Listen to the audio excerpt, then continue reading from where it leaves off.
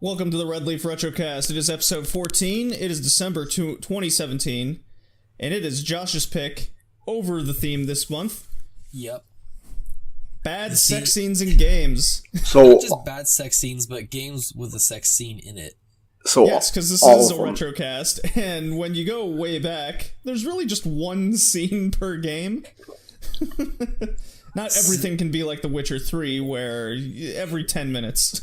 Look, what I jerk off to is none of your business. I don't need you to judge me. All right?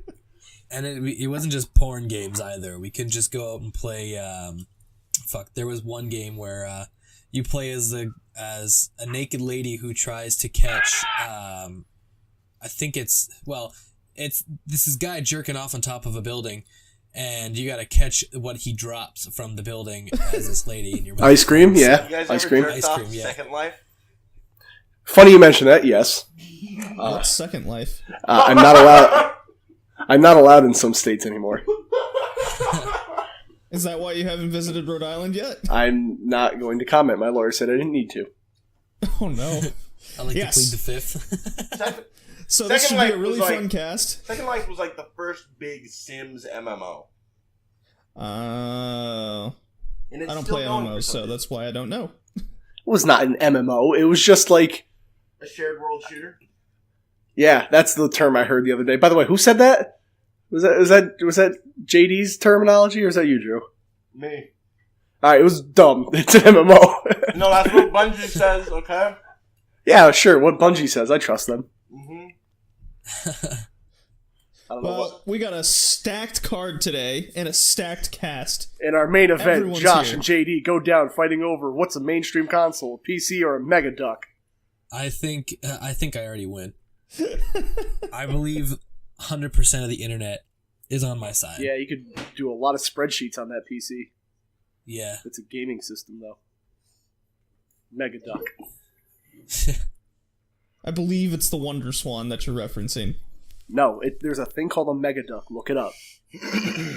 Mega. No, I don't want to look it up right now. Yeah, do it later. So we got a amazing agenda I've made for once. Hooray! Yeah. We got some news. We got some broken game roundup. We got the PlayStation Experience coming. We got community questions, and then our theme over bad sex games. I'm gonna leave when we get to the theme, because I'm not prepared. I'm not even wearing clothes right now. I was making eggs, and I'm in a towel from my shower, so... So that means you are prepared. That means you're just as prepared as everyone else. Yeah, that's how he's gonna be like, yeah. Go on about that game. What does he do? No, I'm So serious. about I'm that probably 30 gonna peace seconds out and, after the news, because, y'all know me. I'm not a retro gamer. But Drew, one of the games features a reverse blowjob. Dude, we don't need to get into inside jokes on the podcast. I would like to. I want to know what that means. I will send you a picture.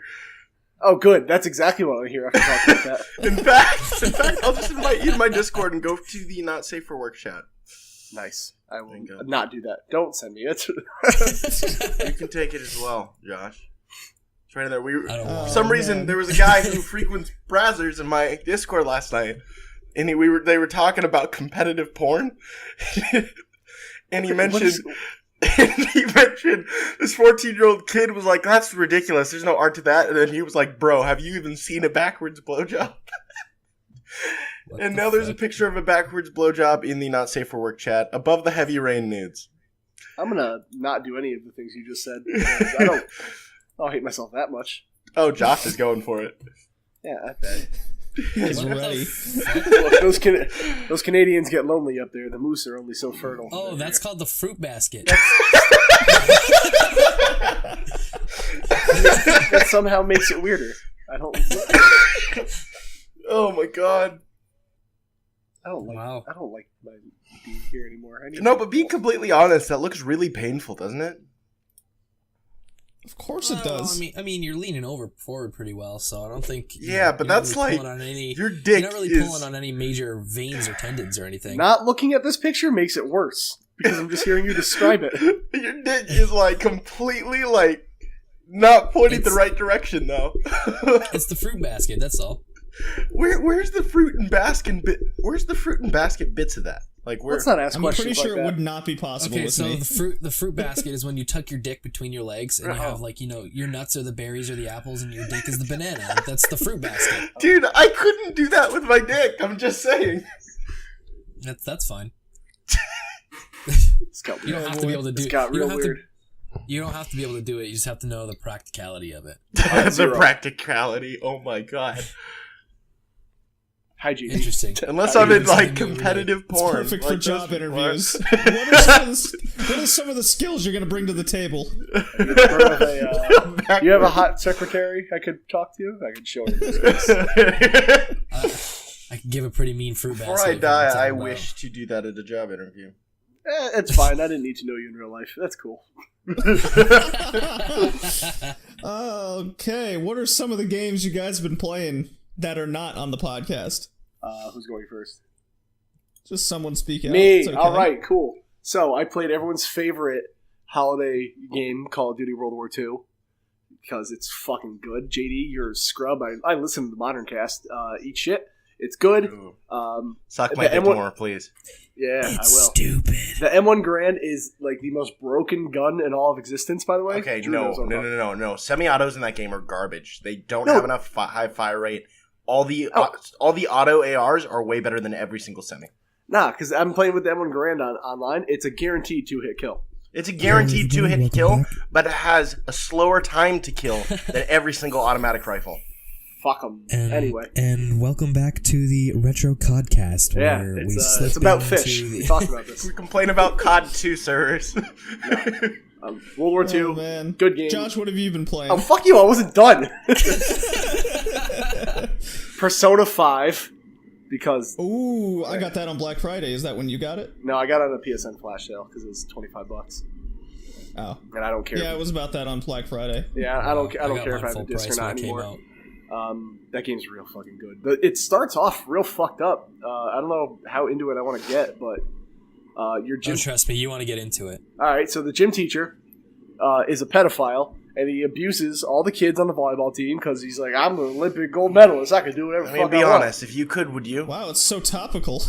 Yeah, so he's like, look, starter girl, let me bang your best friend or you ain't going to be a starter no more. And then the girl's like, nah, I don't really want to bang the gym teacher. She's like, I'm going to maybe rape the girl that I'm not going to say in the game because that's way too adult. And then the girl jumps off a building. You're like, we should fuck up the gym teacher. That's a brief summary. Are any of Cool. these girls That sounds like a Anne? Persona 'Cause she's game. the only person I have extreme attraction to. Ann is just a party member. Yeah, no, it's who's Shiho is the volleyball Shio or something like Shiho? that. Yeah, Her best friend that's An's that best looks friend. like always depressed. Yeah. Well, Yeah. she's getting the shit beaten out of her by a volleyball coach and may or may not have a forceful intercourse with him. This is a weird podcast. Well, It is the sex podcast, so We're I guess keeping that it works. sexy. they're getting demonetized as fuck. What else have I played? I've been playing a lot of... Brought to us by David Steve. Do we even Yeah. get monetized? Yeah, I don't fucking No. know. Alright, so Wild Arms, I've been playing that in Vita. You know, the old PS1 RPG. Getting them Game's wild real arms going? Yeah. That's the more or less side-scrolling action game, kind of in a pseudo 2D, 3D, about a miner, correct? Zero 2D in that game, actually. Actually, Keep the a overall... tally. We should keep the a tally overall this is- podcast on who can make the most successful euphemisms the most. Yeah, so Just so- Okay. you Yeah. take your long throbbing rod and you stab monsters into... Anyway. I'm the Overlord... Is this a over- hentai? Jeez. Yes. It's a good RPG. The story's kind of all over the place, but it's good. Played on PSN, it's worth the play. It's like a good mix of 2D and 3D stuff. I like it. That's pretty much it. Oh, paper toss on my phone up on break at work. You know, you Ooh. flick paper balls into a garbage basket. Yeah, I'm weird. Josh, what have you been playing? Well, I'm doing my yearly run through of Majora's Mask and Ocarina of Time. Nice, nice. I'm in Persona 5. I finally got it back from letting Alec borrow it all this time. I finally played my first 3 games of Fortnite on PC. Oh boy. Dude, I'll play with And, you. it was Fortnite's really metal. sweet. It was really awesome because I had played PUBG before already, and the people I was playing with, they had already played a few games. So because I actually have a broken finger on my left hand, I can't actually use my keyboard properly, so I had to hook up a controller. So that's been an adjustment that way. But I was trying to Were you learn trying a new sex position? Is this how the finger got broken? Yes. Ooh. Yeah, well, what happened was I was putting my finger in my asshole when I was in the shower, and I stood up straight too fast. That is where your prostate I is. use a detached pen to use that, alright? I should have known better. Now, what is a detached Or pen? just like a cucumber. What's a detached pen? Aren't all pens pretty portable? When you take the pen out of the pen and then just use the detached part of the pen to just like anal fuck yourself. Man, I don't fucking want to be here. Why can't we have your mom on this podcast? So I was playing Fortnite, and this person was yelling at me because I didn't know Slurp juice is basically energy drinks. I neither. Thanks for letting me know. Yeah, I mean, it's not, but okay. What do you mean it's not? It's just Now, shield. the question is it salty or sour? Is it? It's just a shield, It dude. depends. It depends. Actually, it's really funny because the people I play with, they call them cummies. So Oh, I good. imagine they're pretty God. salty. I wouldn't know.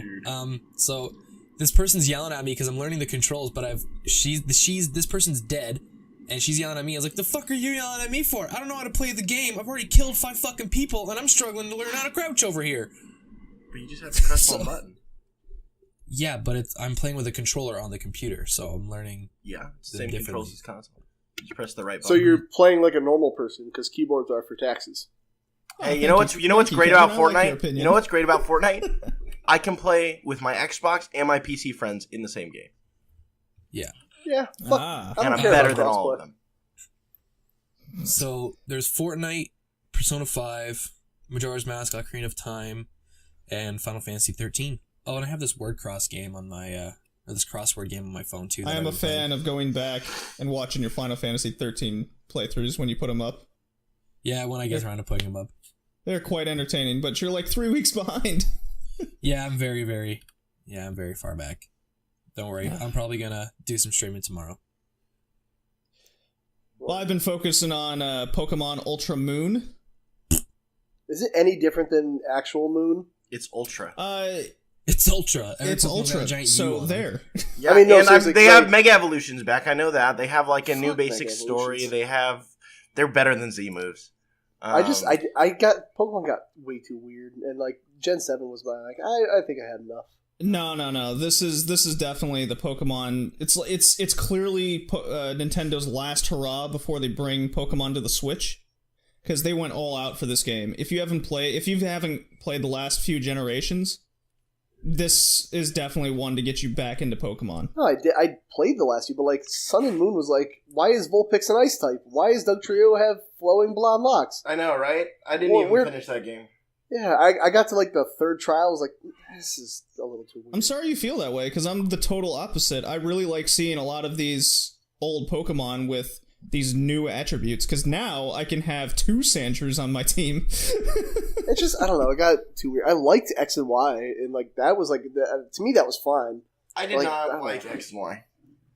Yeah, I get I it. absolutely adored Alpha Sapphire and Omega Ruby, though. I thought those The were only thing I hated- possibly the best Pokemon games to date. The only thing I hated in Sun and Moon, I think it was Sun and Moon, was like when they kept calling for help, and like I was in a battle for 20 minutes against a Rattata, and I'm like, "Can you fucking stop calling your friends? I don't give a fuck." Like, Yeah, people have exploited. So they call it. Yeah, there's this whole call for help thing in Ultra Moon and Sun that if you don't kill the one that was called or the one that does the calling, they just keep coming. So people have found ways to exploit the base stats of leveling up your Pokemon by doing that and hooking up items, so you can say that you have what I've done, a Sandshrew that has shitty special defensive stats. You just exploit that, and now you have a freaking awesome Sandshrew that has no weaknesses, essentially. that game's weird. Yeah, a lot of math involved these days, apparently, with Pokemon. But anyways, Fuck that metagame. Because now they I just have- tell I you also- if it's effective or not effective. I kind of like that though, because there's so many types now. My favorite way to play Pokemon is to ignore all stats and go, I like the way Sandslash looks because he's got cool hair. Yeah, me too. That's it. Hey, I kind of need a fire type. Let's go get one. I like Slugma because he's a slug. I like the way you think. Yeah. You got a good opinion today, Kevin. He's dripping slug stuff. I like Lickitung because it's got a real big tongue. Yeah, I know what you use that for. Sex podcast, am I right? I'm just trying to stay on all right, theme. so let's just get in the news. What do you say, guys? Yeah, sure. What about me? All right. What about Oh, me? yeah. So Drew's been playing Call of Duty and Destiny. We got it. No, I haven't been playing either of those, actually. Well, never mind. I lied. So Okay, I got an Drew. article from WCC. Wait, you didn't even ask Drew Tech. what he's playing. I know what Drew's playing. He's playing Call of Duty. I'm not! I swear! Drew. What? What you I'm- playing?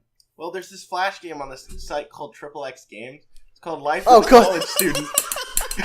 It's called Life with a College Student, and I've got a really successful job. I'm making a good amount of money, but she still won't suck my dick.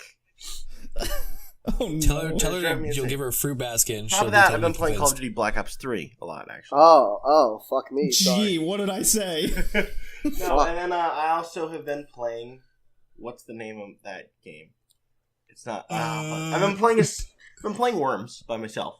Yeah, I always play with my worms. I've been playing Skyrim on the Switch for the first time ever.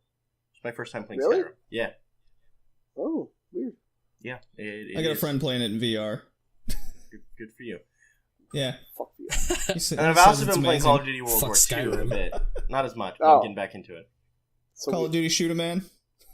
Well, it's Oh, actually, shit. I'm answering the Call of Duty. Do you have no honor, JD? No, For I mean, For if Honor you was like a bad If you game. like pooping that much, then go for it. Duty. Okay, into the news. Guys suck.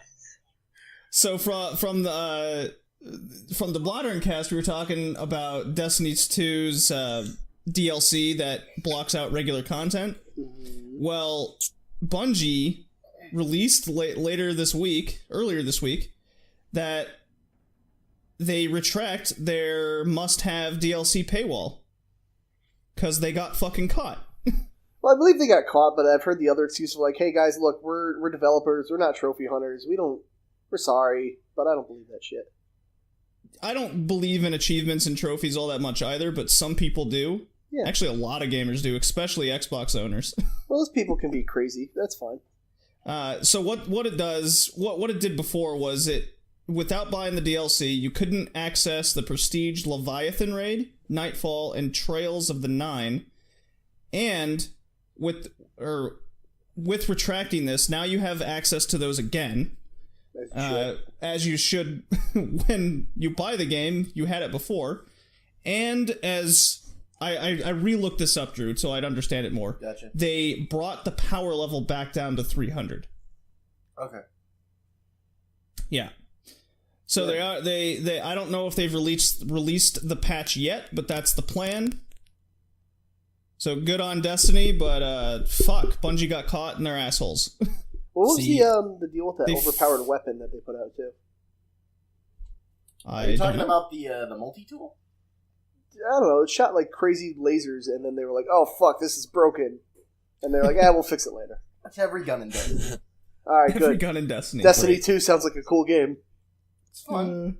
Yeah, I'm not fantastic. I'm not huge into the competitive and multiplayer side, but like as far as the world exploration and the RPG elements go, I mean, I'll do Trials of Osiris. I liked it better when it was 3v3, but like competitive, I just it's not my thing in Destiny. PvP is where it's at. In that Unless game. they do a big esports overhaul and actually make it work out, because it needs. I don't see that. I don't see them doing that. Well, It no, makes that's so what much they said. money That's what already. they want to push. They said that's what they want to push with this game is esports. I don't Not know enough. if that's gonna work. Esports. I mean, it could. It's an Activision title. It's Bungie. They have a deal where they can get into MLG. Like, it's possible, and they know they can make money off of it. So I'm willing to bet it's in the works. It is the second most sold game in Yep. 2017, but Call of Duty passed that up as it does. Yep. As expected. Yeah, that Call of Duty is for the 9th year in a row the most sold game in the world. So I'm FIFA supposed to and be EA, shocked. What was the first EA Call is of just Duty pissed game off. that did that? Modern Warfare. Modern War. It was COD 4? Yeah. None of the other COD games did. Okay. Since then. Yeah, they were all like, they were just another World War II shooter before that. Well, no, They were another World War II shooter, but they were getting a lot of steam. You know? Yeah, Steam. Battlefield is going back to World War II as well. That news came out. No. I thought they were doing Bad Company 3. No, that's a false rumor. Okay. It's 1943, right? Believe so. So let's see here. On December 9th through the 12th, the Monster Hunter World Beta came out for PlayStation Plus owners. Oh, yeah. So even though this game's coming out on all consoles except Nintendo, it was only available for PlayStation Plus owners, and I played it. It was a lot of fun. There was 3 hunts on 3 different difficulties. First hunt really gets you into a lot of the controls and what Monster Hunter is. It's very intuitive. Now, if you go above and beyond that, so if you play the medium and expert difficulties, that's when the game gets a little crazy. Meaning? There's a slew of shit in the menu that you just don't really know what to do. You kind of have to figure everything out on your own. So it's like my experience playing Call of Duty without any tutorial of what the controls do. You're just like, I don't know what to do. It's every shooter ever has those controls. That's what I said, but then I realized I can't really say that because he doesn't play any shooters at all. Well, he And can then be I wrong. realized- That's fine. Then I realized, I was like, holy shit, there's no tutorial. The last Call of Duty game that had a tutorial Well, no, because was that's Advanced Warfare, I think. Well, because then the other fucking complaint from him was like, "Oh my god, yes, I know how to walk, I know how to look around, I know how to crap." Make up your mind. That's everyone like just likes to shit on Call of Duty no matter what they do. I'm gonna say They it. should have an Fucking optional, shit game. skippable tutorial. Yeah, Because, like, that's fine. JD didn't know how to throw a grenade, he didn't know how to go prone, like... Yeah, but the joke, but you know what I'm saying? Like the joke, everyone goes like, "Oh my god, yes, the triggers shoot, yes, crouch. Do I have to do this tutorial?" And then when you don't have it, people are like, "How the fuck do I function?" No, like, I don't, because I've never even thought about it, because I know how to play the game in my sleep. The option to skip a tutorial should be there. Oh yeah, no, I'm agreeing with that, but it's just like, you know, Yeah. some people are just never happy, JD. Well, did you guys get to play the Monster Hunter World Beta at all? I did not, and I'm sad. I'm sad too because I ran out of PlayStation Plus and I didn't have enough room on my PlayStation to play it. You gotta get that Well then terabyte. you will be happy to hear that there will be another beta run on December 22nd to the 26th for all PlayStation owners. You don't need a Plus subscription. Oh, Hey, that's awesome. What I say. That's awesome and all, but it still doesn't change the fact that I don't have enough room on my PlayStation to download it. Delete some shitty FIFA game and I don't even NHL. play FIFA or NHL. All right, or delete your Madden. Pro Evolution Soccer, whatever, hipster, and just fucking. For the record, The beta I have download's PS only Plus, about 5 and gigs. I downloaded the beta, but I still didn't play it. Well, no, see, you're just the worst person. Nice. You've deliberately just made me sad. I'm the hipster. Well, in my experience in playing it, it's well worth checking out, especially if you either haven't played a Monster Hunter in a long time, like myself, or you've never played a Monster Hunter game. This is I'm definitely getting a lot of the vibes from what I play, especially after what I played, that this is a very good entry-level game, as well as a game made for seasoned Monster Hunter people. I got to play online with a couple other people, and the weapons are a ton of fun. The monsters are incredible to fight. The gameplay was quite smooth from what I experienced. And I did have a lot of issues with the map, just constantly getting turned around and getting lost, but I think that's just because I didn't play as long as other people.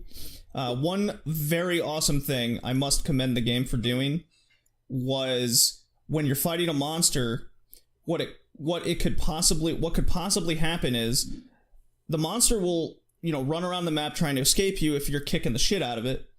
So if it gets to a certain area and there's another monster that kind of has that territory, they'll start fighting. Hell yeah. So on the medium level hunt, you're fighting this rock dinosaur thing, right? And it escapes to the swamp area.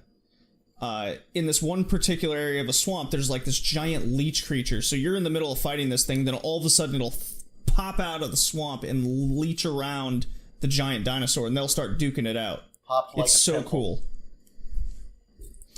So I highly recommend it for everybody to at least check it out on December 22nd. I've been playing a lot of Monster Hunter clones instead of Monster Hunter lately. Yeah. Tukadin, Freedom Wars. I love Freedom Wars. I love Freedom Wars. Freedom Wars. The fuck is Freedom Wars? It's a game Freedom about Wars being is a sweet Vita game. Yeah, it's about being a prisoner, and being born is essentially a crime, and your whole life you have to work off your debt to society. But it's Yeah, also you guys like on a have leaderboard Vitas. where you're working off a debt is like your region against other regions, and it's like third-person shooter, action game, adventure, RPG, some monsters you fuck up. There's some dudes that get trapped in bubbles.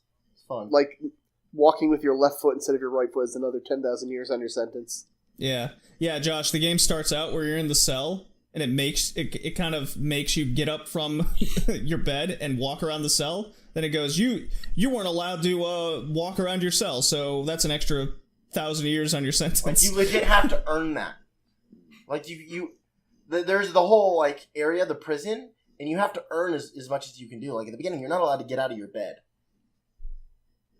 Because the world's super overpopulated, that's why. Yeah. So It's a really cool game. It's my favorite Vita game for sure. It would I'm be surprised awesome I'm- if they got a full-scale remaster onto the PlayStation 4. Like they did a Gravity Rush. Dude, screw that. Just make a sequel. That's true. No, it deserves to be on a system Yeah. people have. I love my I'm Vita, just- but, you know. I'm just surprised I have 3 people that I'm talking to that actually have a Vita. 'Cause Vita's way better than Look, I was a Vita shit talker for the longest time, but it's way better than a 3DS. I don't even have a 3DS either, so. I was just like, I'm gonna get a Vita. Handhelds I wouldn't mind playing Hotline Miami on the plane, you know? Like, Hotline Miami is the LA Cops, fucking... I wish a lot of these indie games that are coming out, especially the ones that came out in 2017 on Steam, would make it to the Vita or the Switch. Most of them make it to the Vita. well, I'm excited now because the fact that the Switch did so good means Sony is now doing research on a potential another handheld. False. They've confirmed, unfortunately, I read the other week, that they were like, nah, we tried. And then the Exploit Yeah. might be coming soon. I don't know, man. Yeah, because Xbox really got the console market going. Anyways, Oh, They're not damn. doing a bad job.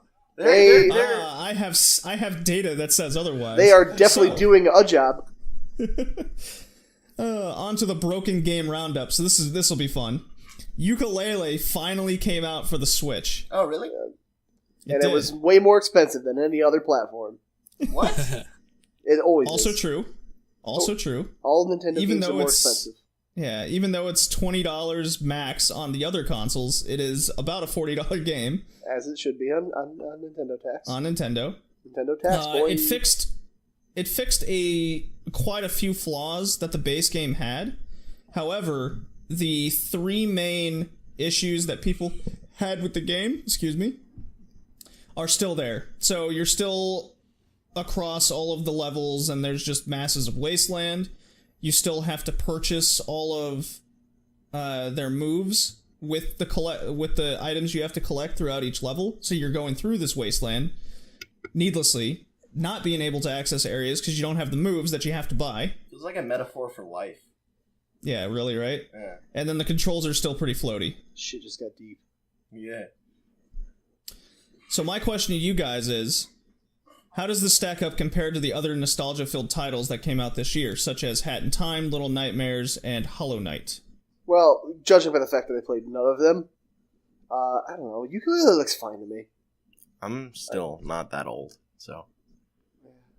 Ukulele just had a lot of emptiness and a lot of unlocking. At least they didn't have to hide shit behind DLCs and fucking microtransactions. Look, you want to know what else had a lot of walking? As much as I love the game, Josh being positive, I like that. no. You know what else had a lot of walking, but people who lost their shit? Breath of the Wild. I said it. That world was full of nothing.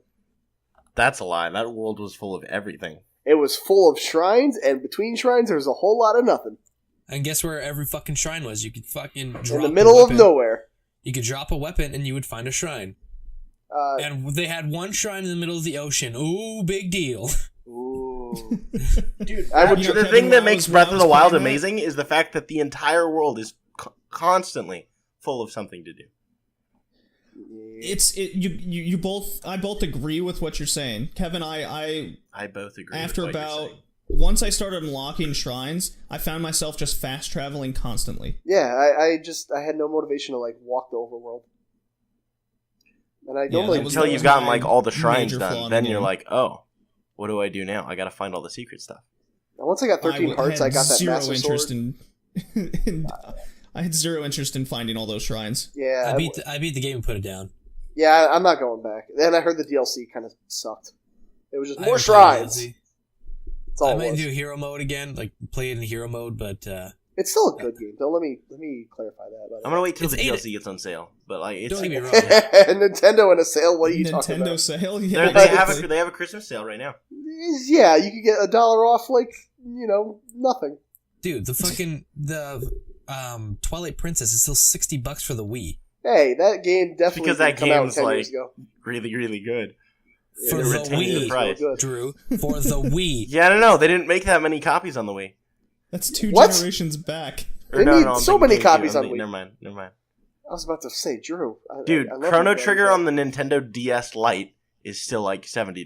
So Well, that's because everyone realized, hey, Chrono Trigger came out on DS. What are we paying the Super Nintendo one for, guys? exactly. One guy knew, and they were like, why the fuck didn't you tell me? Have you guys played A Hat in Time, Little Nightmares, or Hollow Knight this year, by any chance? I wanted to play I think I Little played Nightmares. some Little Nightmares. Yeah. No, and no. All right. I'm No, gonna be honest with you, never heard of Hollow Knight. Ever. I Neither did. have I. Have you heard of Ori and the Blind Forest? Yeah. Ori. It's Ori, not It's Ori. Ori. Ori Yeah, I and Blind love Forest might be my favorite game ever. I love Cherry in the Deaf Forest, yeah. Oh my god. Hollow Knight is very much in the realm of that kind of gameplay. But it's not as good as Ori and the Blind Forest because it's a better game. Ah, well, it got as good reviews as the game. So. Yeah, Just because well, the yeah, game got better. as good reviews doesn't mean it has Everyone good knows as reviews well. are solid, man. Yeah. Reviews mean the world. And out of, I mean, fuck, out of look at those our 3 games I podcast. named, Escape Hollow Dead Knight is Island coming got to like the a Switch in 2 2018. on IGN, and I think it's like the best game ever. Hey, man, look, IGN said Doom on the Switch was better than Doom on everything else because portable, yo. And that's true. That's not how the world works. It runs worse. It runs objectively worse, and they were like, nah, portable, though. It doesn't matter. It's portable. Give it a 1.5 bonus. Fuck you. Listen, if IGN said it, it's gotta be true. Yeah, there was a lot of water now, Sapphire, I can't lie. Oh, man. Alright, moving on. Oh, God. So, PlayerUnknown's Battleground came out on the Xbox. Dude, And this it's game broken. reminds me of like when I was young and I used to play Call of Duty on the DS because I wasn't allowed to play it on the console. Hold on. And you would just like be laying on the bridge and you just see like a JPEG of a helicopter fly across the screen and somebody just like yells and like, Who bought you 8-bit Call of sounds. Duty DS? dude, go play it. It's amazing. Who, They have who Call of hurt Duty you, on the Drew? DS. Who hurt you? Dude, it is the coolest thing because it is legit like just like cardboard cutout. Like they don't even get the rims of the white Google images they took out. Cut out. It's just this like shaking JPEG of a helicopter flying across the screen. Nice. Oh, man. Sad part is, I've watched people play it. It's pretty cool. It's awesome, dude. The freaking Call of Duty DS games are the best. Okay, well now we're getting crazy. You gotta play on the Wii. No, All right, let's the stick DS, on topic. the So, DS was PlayerUnknown's really Drew. precise because the stylus skills, you know. Oh, PlayerUnknown's Battlegrounds. It's early access still. Thank you. Let's not fucking do It's it. early access. It's not even out as a full game yet. You know, it's still in the early access program with Xbox.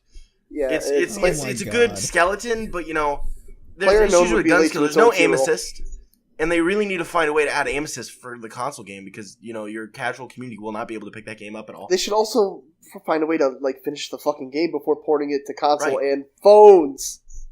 You can't run it on a regular Xbox One. The game's too big. You either need to smash the graphics in the world size and the rendering. That game needs to run at 60 frames. Or that game could just scale it down to 50 and make it work.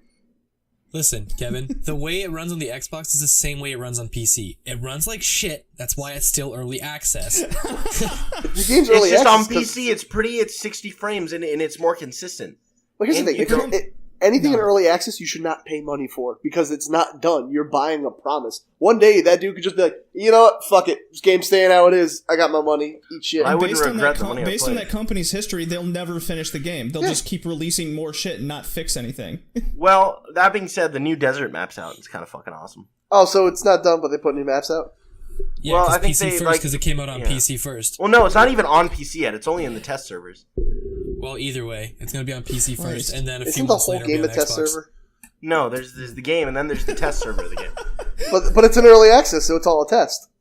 Well, No, this is you the test gotta of the have, test. You gotta It's test different. of the test. Because, like, H1 still has a tester. Most of the big Battle Royale games do, just because they don't want to throw stuff directly into the game.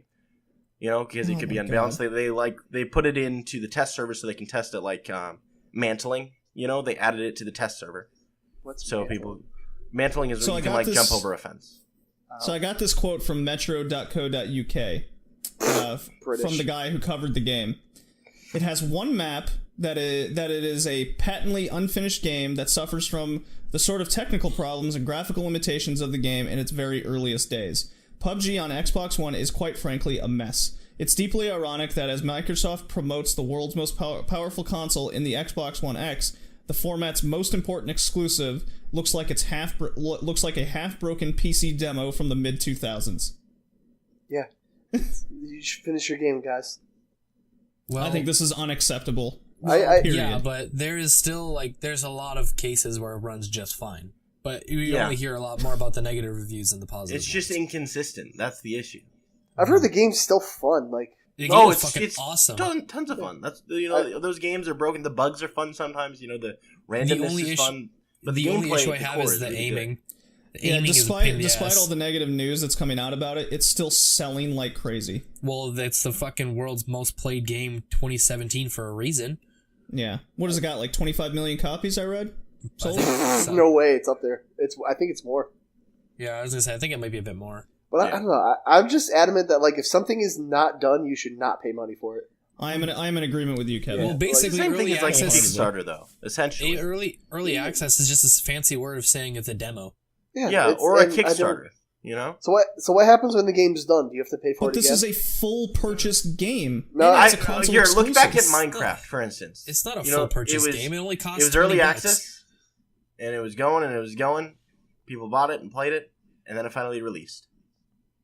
Yeah. But that was one guy who got a bunch of money to finish the game. His goal was finishing the game. Yeah. This company has a history of not finishing their games. Not only that, like, So Minecraft I enjoy actually. the game I've played so far. So I'm sure it's fine, but Minecraft, like, they actually, fixed the game as they went along. This seems like they have made minimal improvements, if any, with every update. That's not true. They make they don't fix every issue, but they have weekly patches every fucking Tuesday. Yep. But for the console release, they went backwards. They didn't go forwards. It's a new architecture to work with. That makes Yeah. sense. I get that, but it's... I don't know. I'm... Dude, we have to face the fact that everything that comes on the console is just not going to be as good as it is on the PC. That's all I'm saying. Hold up, Arkham. Well, especially if we're let's talk looking about Arkham Knight. I wouldn't say that. Hold on there, I Batman. wouldn't say that. But a game like PlayerUnknown's Battlegrounds, how do you make that game work on console? Just like the game mechanics, the way it runs, like Scale it down to 50.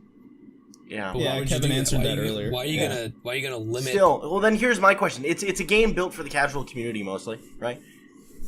There's no aim assist on the console. The casual community just gets destroyed. There's no aim assist on the PC either. Exactly, That's 'cause but you got a PC mouse. you don't need aim assist because you have a mouse. Especially for casual community controller, you I kind think of you need can aim hook up assist. a mouse to your Xbox One. No, you can't. You could hook up a keyboard. Well, that's dumb. Well, because they wanted to do that for that reason. Like, if you put a mouse up, you're going to fuck everyone up. You know? My first game of Xbox PlayerUnknown's Battlegrounds, I won easily because nobody could shoot me. Well, that's People like were with, just pepper bullets around me.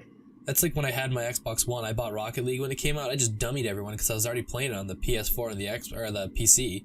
Well, yeah, but no, there's a lot of people who've been playing for a while. It's just impossible to aim with a controller. I'm lucky because I still primarily play console, so I'm really good with the controller. These guys don't know what they're doing. There's no aim assist, so they can't hit a bullet. Even in gunfights that I take, at long range ones, it's just almost impossible to hit a bullet on a controller. See, I'm more of a Fortnite guy. I prefer Fortnite for console. I think it's really fun, it's really well made, and it works. I would agree. Well. I And prefer don't even Fortnite like over. I don't even like PUBG, but I would agree that Fortnite is a much more fun experience. Anyways, I prefer So- Fortnite over PUBG anyway. Yo, Team As someone who's played Fortnite. both. we gotta move along, guys. Babe So Nation. now that PUBG is a console exclusive on the Xbox, because it feels like For now. forever since For now. Xbox has released a console exclusive. I just want With the I just wanna holidays point coming out- up. I just want to point out before we carry on that it's coming to PS4 soon, sometime next year. So it's not Xbox exclusive. Is it? just came Yeah, out. it's So only it's a a timed exclusive. Absolutely, they just won't tell you that. Means we'll get the game when it's fixed. Exactly. Just like Rise of the Tomb Raider. Yep. Anyways, carry on, JD. So with the holidays coming up, I'm an adamant anti-Xbox person, but I will answer this question immediately. I do have a question for everybody, especially with the holidays.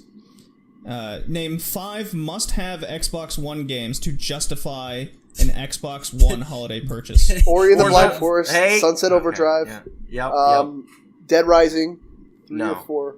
Hold on, I'm just naming. It's Kevin's list, so this is what Kevin. Let's assume that none of us have an Xbox One. Okay. What 5 games he would get to justify the purpose? What so he named 3. Sunset, Dead Rising. What was the other one I noted? Ori. Hold up. I have 2 more. Give me a second. Don't fuck with me. I had 2 good ones. Fuck, now I've lost them. Oh, Gears, If You Care, and Rare Replay. Nice. Yeah, and Halo. Yeah. Well, that was 6, but all right. Yeah. Well, Rare Replay's 30. So Rare Replay comes with the Xbox, so it does. Yeah. So there you go. Now you got 6. Depending on the there you go. Good job. Well, depending on the bundle, yeah, you're right. 36 games you can play right away. And then 5 you got to download. You go with him first. I want to hear his thoughts. Josh? Yeah. Well, I would say Destiny 2. Wait, exclusives. They don't have to be exclusive. Oh, I thought you said exclusives. Fuck. No. Well, why wouldn't it be exclusives? Because why wouldn't you just get a PS4 for Destiny 2 so you get the DLC exclusivity? Or PC. I mean, because you can play them both. Yeah. Go with exclusives. Go with exclusives. Let's also assume that you don't have a single console. Then. Oh fuck! I don't know. I haven't followed Xbox, to be honest, so I'm just kind of going off the games that I would get. Well, that's the point. That's the question I'm asking. But the answers I'm giving you aren't exclusives. They don't have to be. Okay, Josh, do what your heart tells you. Okay, my heart tells me to not buy the Xbox. No, I'm kidding. Destiny, Guitar Hero World. Is it World Tour? What? No, not World Tour. What's the new one? Listen, all right, jeez, you fucking ass. Dude, I can get that game on my Apple TV. Jesus. Oh my god. Guitar Hero, South Park, Gears of War, PUBG? yeah, I guess PUBG. Fortnite. Okay, Drew? All right. Where do you want me to go? I can... Oh, yeah, why don't you go? So, I thought, from my perspective, I have all the consoles, so I wanted something that would emulate what Xbox is. So I went Titanfall 2, Forza Horizon 3, Gears of War 4, Sunset Overdrive, thank you, Kevin. Hey. And then I would do what I would call a Steam stack. So a lot of the games on Steam that I'd like to play on console. So I'd get like Little Nightmares, Hollow Knight, Cuphead, those kind of games. Oh shit, forgot about Cuphead. Dude, you're forgetting about Kung Fu Connect. Oh wait, plot twist. I have one more additive. Sure. Backwards compatible games. Yep. My thought is, there's so much more games to play on the Xbox. Yeah. Or make your argument against that. Because I can say, with the Xbox One, because of their first-party focus, we have more first-party games than the PlayStation 4. We have all the third-party games. And we have all the backwards compatible games. And all the indie Steam games that come from Steam to I'm not console. sure that's a true fact that you're spouting there. It's not totally true. Or we could all just play the games on the PC and have everything. Josh, you could be wrong over there. Go. I don't see Uncharted on your Xbox. Wait, Oxenfree is an exclusive to Xbox? No, it's on the fucking Switch. No. For... Oh, well, I guess Switch is a console. Sure it is. Phantom Dust is exclusive to... what the hell's a Phantom Dust? Oh my lord, dude. So, speaking of Nintendo... I get to answer the question! You did answer No, I didn't! You guys keep going without me! It's like the Josh third question I haven't answered. For the love of God! I'm right here. Go ahead, my child. Okay, Ori and the Blind Forest. Must play. Wait, am I allowed to go with upcoming games as well? Do it. No. I say yes. No, because it's justifying the holiday purchase, so you're getting these games as long as it comes out before Christmas. What if he celebrates Hanukkah? Here's my thing. We're trying to rationalize getting the Xbox, and games coming out soon can rationalize that as well. And I've played some of these games, so if you're a kid and you get an Xbox for Christmas, you don't want an IOU. Can't wait for these games to come out. Unless your uncle works at GameStop, he's like, but you can pre-order them today, little Jimmy. Exactly. But what if I also already played these games? I need my fucking numbers, kid. Okay, I'm just saying. So we got Ori, we got fucking Sunset Overdrive. I'm going to overwrite your guys' rule and say Sea of Thieves. Nice. Give them the business. I'm gonna group Halo 5 and Halo MCC together. Okay. I'm not a Halo Wars huge 2. No, I'm not a huge Gears fan. So Gears pan. He cooks Gears. Pan, man. I cook Gears. So my fifth would probably be Perfect Dark Zero. Nice. That's not a bad one. Xbox Fitness. What? Really? No. Okay. Thimbleweed Park is no. The Switch exists now. Fuck. Viva La Pinata. There's so many games on here that were exclusives, and now the Switch exists. Get whatever you want, man. It's your holiday purchase. It's true. Terraria. I could say the It's next Stardew Valley. Who cares? the next Ori and the Blind Forest game. I'm excited for that. But no, I would not justify my Xbox with that. I would do Ori it and the with. Death Forest. I mean, Kung Fu for Kinect's really good. What is that? It's a kung fu game for Kinect. It's kind of cool. You feel like a ninja and shit. Oh, yeah. Flame in the Flood. What? That's a good one. The Flame in the Flood. I'm not familiar with that game. What's that? Oh, I'll link you there. That's kind of a survival, really good. It's a good one. It's kind of hard to explain, but because none of you guys know what that is, I'll say Forza Horizon 2. How come none of us named Cuphead except one person? Because I didn't know. I didn't know Cuphead was out on console. I thought it was PC only. Oh, that's fair. Well, it didn't have a physical release. It's digital only. Well, either way. Yeah. Like, okay, so Oh, we mentioned Flame in the Flood's Nintendo on Steam. earlier, and statistics have come out. The numbers are out. Nintendo has beat Xbox since March every month by about 400,000 units sold per month, and Sony is above Nintendo by the same margin. So now the question is, will Nintendo pass up Xbox in 2018? Yes. I want to say yes, but here's the thing. I really, and I'm not saying this because I like to poke fun at Nintendo, but like I feel like they blew their load. Like I don't. Nintendo? Yeah. Like what else? What's coming up in 2018 that you're like, yeah, I gotta have that right now. Yoshi. Yeah. Probably. A lot of good Nintendo. A lot of good IPs. announcements. Potentially, They're gonna probably this year announce the new Pokemon game. They'll probably announce something related to Smash Bros. I think what they're gonna do is they're gonna go soft with these games. Maybe release a good summer one and then a good fall one. But at the end of the year, they're gonna drop all these huge announcements to try and keep everybody hyped. I want to believe you, but like to give you guys a little bit of perspective, Nintendo has almost sold 10 million units already within its first year. Xbox One has sold 30 million since its release back in 13? Yes.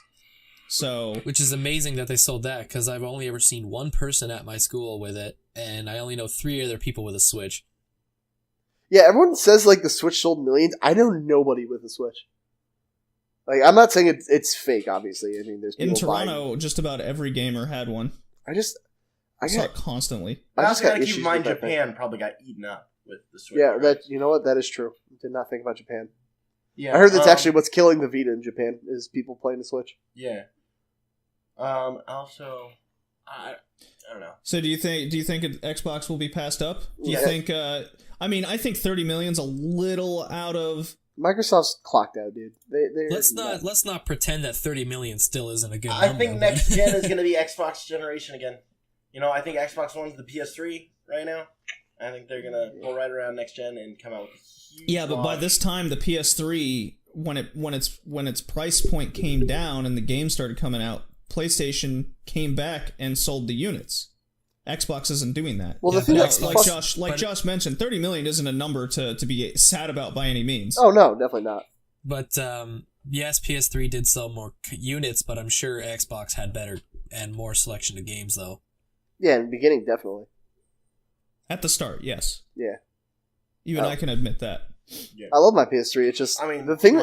I started with an Xbox One. Yeah. I wasn't even going to get the PlayStation 4 ever. The thing that fucked Xbox and everyone forgets about is that when in the beginning when they were like, there are no used games, online only, like that fucked them real bad. Like people like to forget that. That and you have to have the Kinect and the camera will always be on. Like there are people I know today who still think like that's a thing, and like that's following them. Like I know and that's why the CEO got fired. Yeah, and now he's at Zynga doing fucking Farmville things, I guess. Yeah, something like that. Something. It's I don't think Nintendo's gonna reach 30 million in 2018 by the end of it, but I could easily see them getting about 20 million. I can see 20 million. Well, Christmas is still in full. Well, sorry, the holidays are still in full swing, and Christmas, we're still coming around to the end of the year. So something that we haven't talked about for the Switch though, that they can kind of do, like here's a Nintendo Direct and it's out now, is these third-party ports, which are a lot big. They're a huge deal when they are. When they're on the Switch. 2018 is going to be a big year for those ports, as we discussed on the. But they can do a direct and say, "Hey guys, how's it going? It's your boy Shuhei Yoshida." Okay, hold up. here's this PS4 game, like Call of Battlefield 33.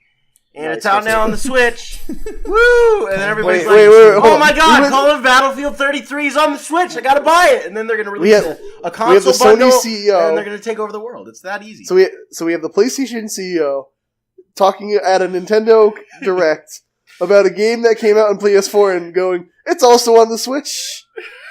Today. Yeah, exactly. That's Nintendo's business plan. So here's the thing. I'm totally for the ports coming to Switch, obviously, because more games is cool. But they're just let's say I'm me, okay? Mm-hmm. Ukulele just came out on the Switch. That's cool, but we talked about it's more expensive. Like, why do I want to buy it? Like, Wolfenstein 2 is out now for everything but the Switch. It's coming to Switch, but like by the time it's $20, it's on Switch for $60 again, guys. And people are going to buy that. Yeah, and it will probably run worse. I'm not. What if PlayStation All Stars came out on the Switch? Okay, now you're not making sense. No, legit. That game would work on the Switch so well. No. I'm not saying because it's coming to the Switch. It's just that Sony isn't stupid enough to do that. We've already established Shuhei Yoshida's doing Nintendo Direct, so it's not that impossible. Him and Phil Spencer got married, and they had a baby, Mr. Nintendo. Yeah, I know. I read the fanfic. No. If they had a baby, it would be the X-Boy. Go away. That's called transgender. Welcome, the X-Boy, also known as Caitlyn Jenner. Hi. The X-Boy Switch. No. Oh my god, yes. I like the sad part is my friend still calls the Switch a Game Boy. He's like, whoa, the new Game Boy's out. I'm like, I hate you. I still call my iPod a Walkman sometimes. Aren't you a little too young for that, mister? You know what? I'm a special person. Yeah, whatever mom tells you. So guys, the PlayStation experience happened. Yeah, I had an experience on my PlayStation the other day. I didn't experience my PlayStation at all. It did sound like a PlayStation plane, last and I night. wanted to throw it out the window. I have a very abusive relationship with my PlayStation. Yeah, this counseling. Well, then you should probably trade in your PlayStation for a PlayStation, young one. Oh, okay. Yo. Whoa. Yo. Fucking, I'm cyberbullying you. I'm cyberbullying you, man. You're getting cyberbullied now. Oh, no. I'm going to get on Twitter and DM you directly hateful What's your Twitter handle right now? Do it. Delete your account. Okay. What's your Twitter handle? I don't remember what my Twitter handle is. It's at PowerCord. At PowerCord Gaming? At supersexyjosh.com. gmail.gov. What is it? Let me actually see what my... Is that really him? Fuck. Just put hashtag cyberbullying. It is... God. It's... Oh, I can't say this one because it has my last name in it. Hashtag Canadian guy. Hashtag cyberbullying. Wait a minute, is Josh the only Canadian on here now? Yeah, I sure is. Why are we called the Red Leaf Retrocast? Don't worry about it. You know there are red leaves in the fall, Kevin, right? Yeah, well, it's winter, so moot point. Because this is my cast now. Oh my god. He got me good.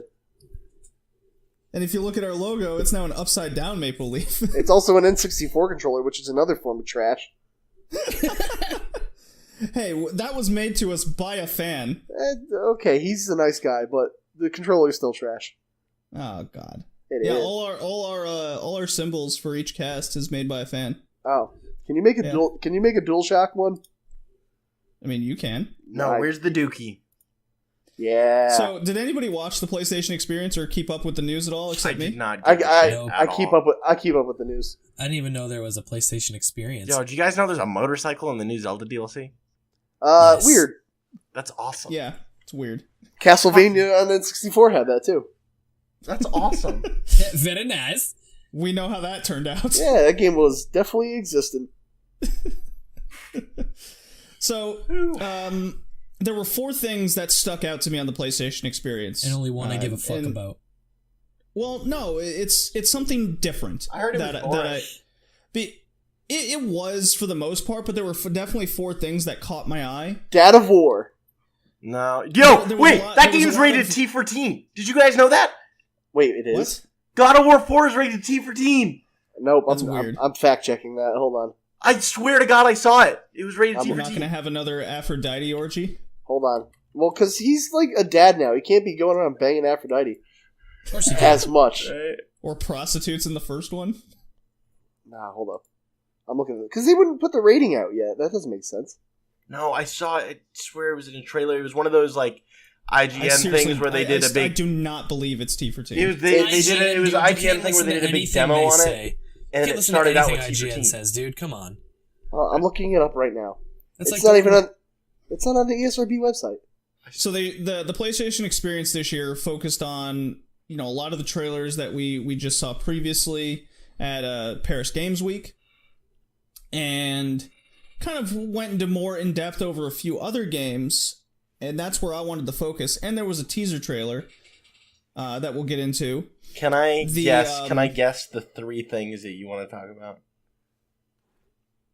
Sure.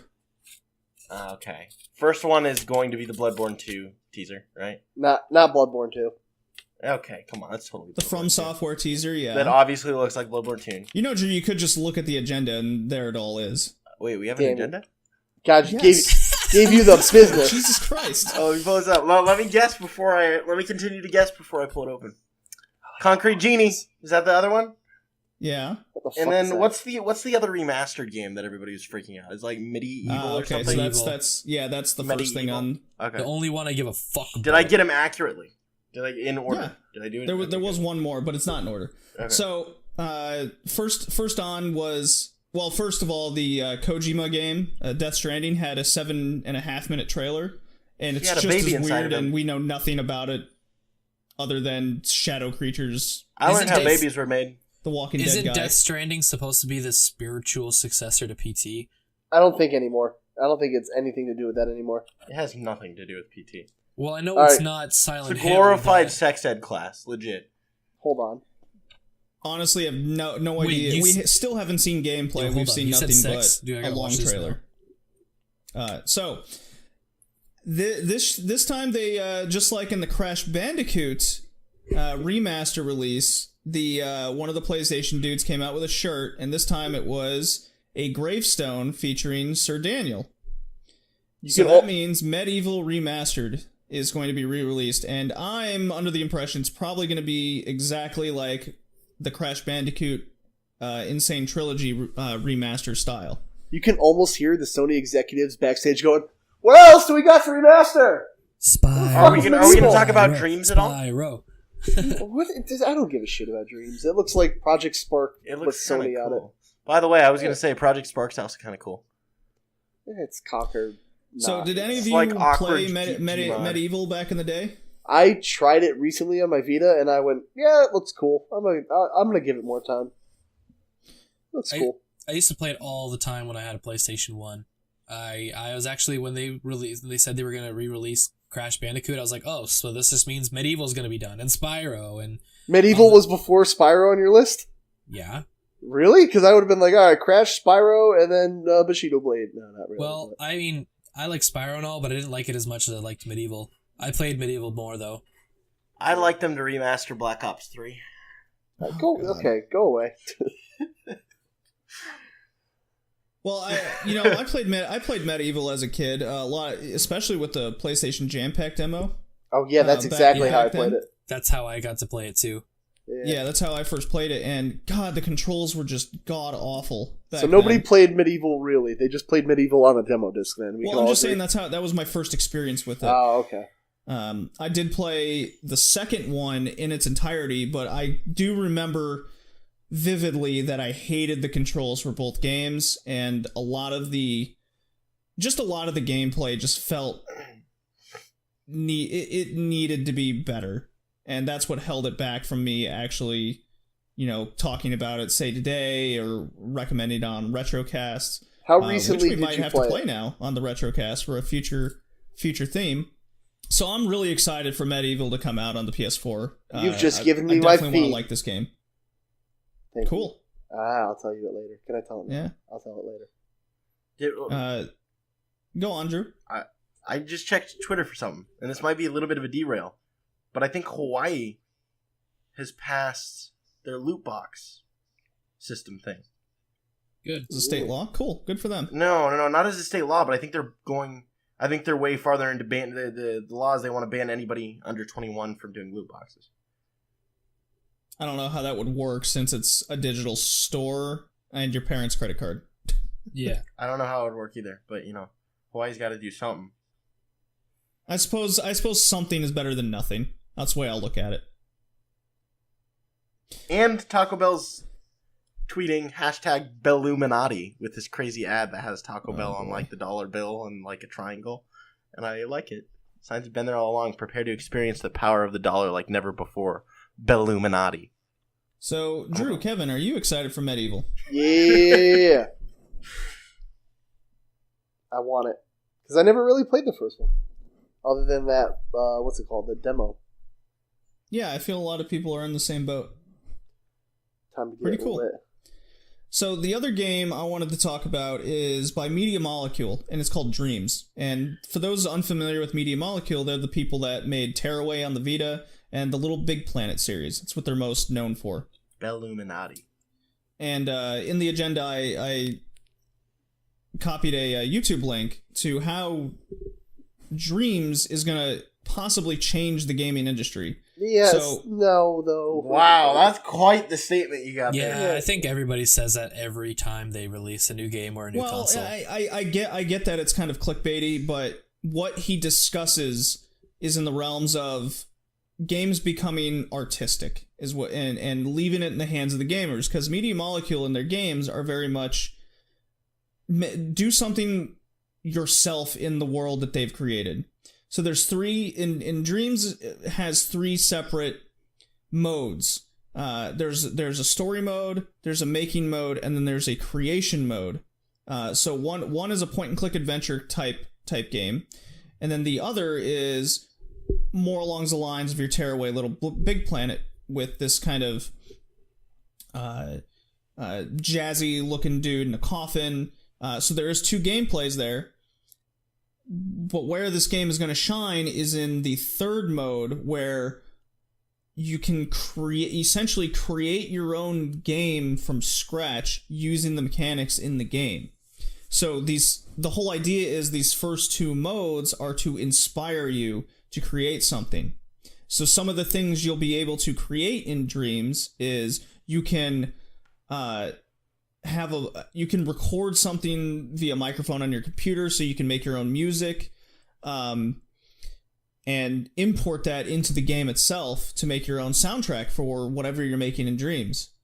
So everything comes to life. Your vision can come to life in the game. So I highly encourage people to look up Media Molecule on YouTube for their making of this game. They're releasing how to make a game simulator. I mean this in the nicest way possible. Yeah. But the only thing I've heard from any of that was Little Big Planet 4. Yeah. Yeah, I need to. I don't know. I don't. It's really not, though. It's so much more than that. No Sackboy, right? Motherfucker! Twitter just spoiled Star Wars. Well, that's your fault for reading Twitter while we're doing a podcast, you prick. And I got all caught up in the Belluminati shit. I'm listening to your Dreams, but Belluminati. Thank you for listening to my dreams. You're welcome. I'm listening to your dreams. Somebody needs to care about them. Being spoiled on Star Wars won't spoil the movie for you. Jesus Christ. I Like, just gotta. get over You it. guys want to hear this spoiler? There's some Force stuff. Carrie Fisher's already dead. We know this. You want to hear this spoiler? I mean, No. it's like, I don't know. I've probably already been spoiled on it, and I just don't care. I don't give a fuck. I don't watch Star Wars anyway. But Yeah, don't do it on the podcast. Yeah, man. don't. We can say People spoiler will alert. Fucking roast you. No, don't even No. spoiler alert it, because people will get pissed. People get mad. I'm pissed. So, so I guess I'm the only one that really sees a lot of the potential in Dreams and really looking forward to it. Yeah, It sounds like you guys aren't too enthused. Well, no, It's I'm waiting. I'll play that game when it comes out, but I have no interest in the game right now. I wanna heard see anything what it about is. so. I want to see Is what that- it is exactly. because every time they do this, like, you can make your own game. Can I publish it? Well, No. you can go to YouTube, Media Molecule's YouTube page, and they show very intensive gameplays. They show how they're making it. They show taking random people off the street. Yeah, and I get it, and making something in the game. The people they kind of like what the Sonic Mania guys, Sega took, fans and got them to release Sonic Mania. Well, Media Molecule took people that made a lot of the crazy Little Big Planet levels involved in the making of Dreams. okay, so I get that, but can I publish the game I make? Yes. You can publish it and put it on PSN? Yes. Okay, never mind. Now we That's change the kinda, game. that's it. That's a game changer. And See- it won't cost you a thing either. See, I Or thought you won't- I thought it was like you can make a Little Big Planet game and then not publish it, and then it's like, oh, okay, I did this. No. You can go the whole game not making anything and just play other people's levels All right, see, that they've So made. it's Mario Maker, but for PlayStation. yeah. Yes, that's the way I was looking at it. It was Mario Maker, but with a lot more features. So can I make a full-fledged 40-hour RPG? You sure could. Yes, Daddy Dating Simulator From 2. what I understand, I you will can play that totally do shit. that. I'm gonna make As- Uncle Dating Simulator. Imagine RPG Maker, but good. but but good. That's the way. So, the other artistic game is Concrete Genie. So it's a artistic adventure focused on a bullied kid. It's Concrete Genie. That's what I said, Genie. You said Gene. No, I said Genie. I'm pretty sure you said Gene. Well, it doesn't matter. It's Genie. Concrete Gene. My mom is now concrete. So this is kind of a simplistic adventure game where a kid's getting bullied, and he essentially tags walls, and his artistry comes to life, and it helps him get through the world. So he's kind of escaping reality into his own little artistic world. He should learn jujitsu and beat so the it's shit like out of kids Inside? bullying him. Yeah.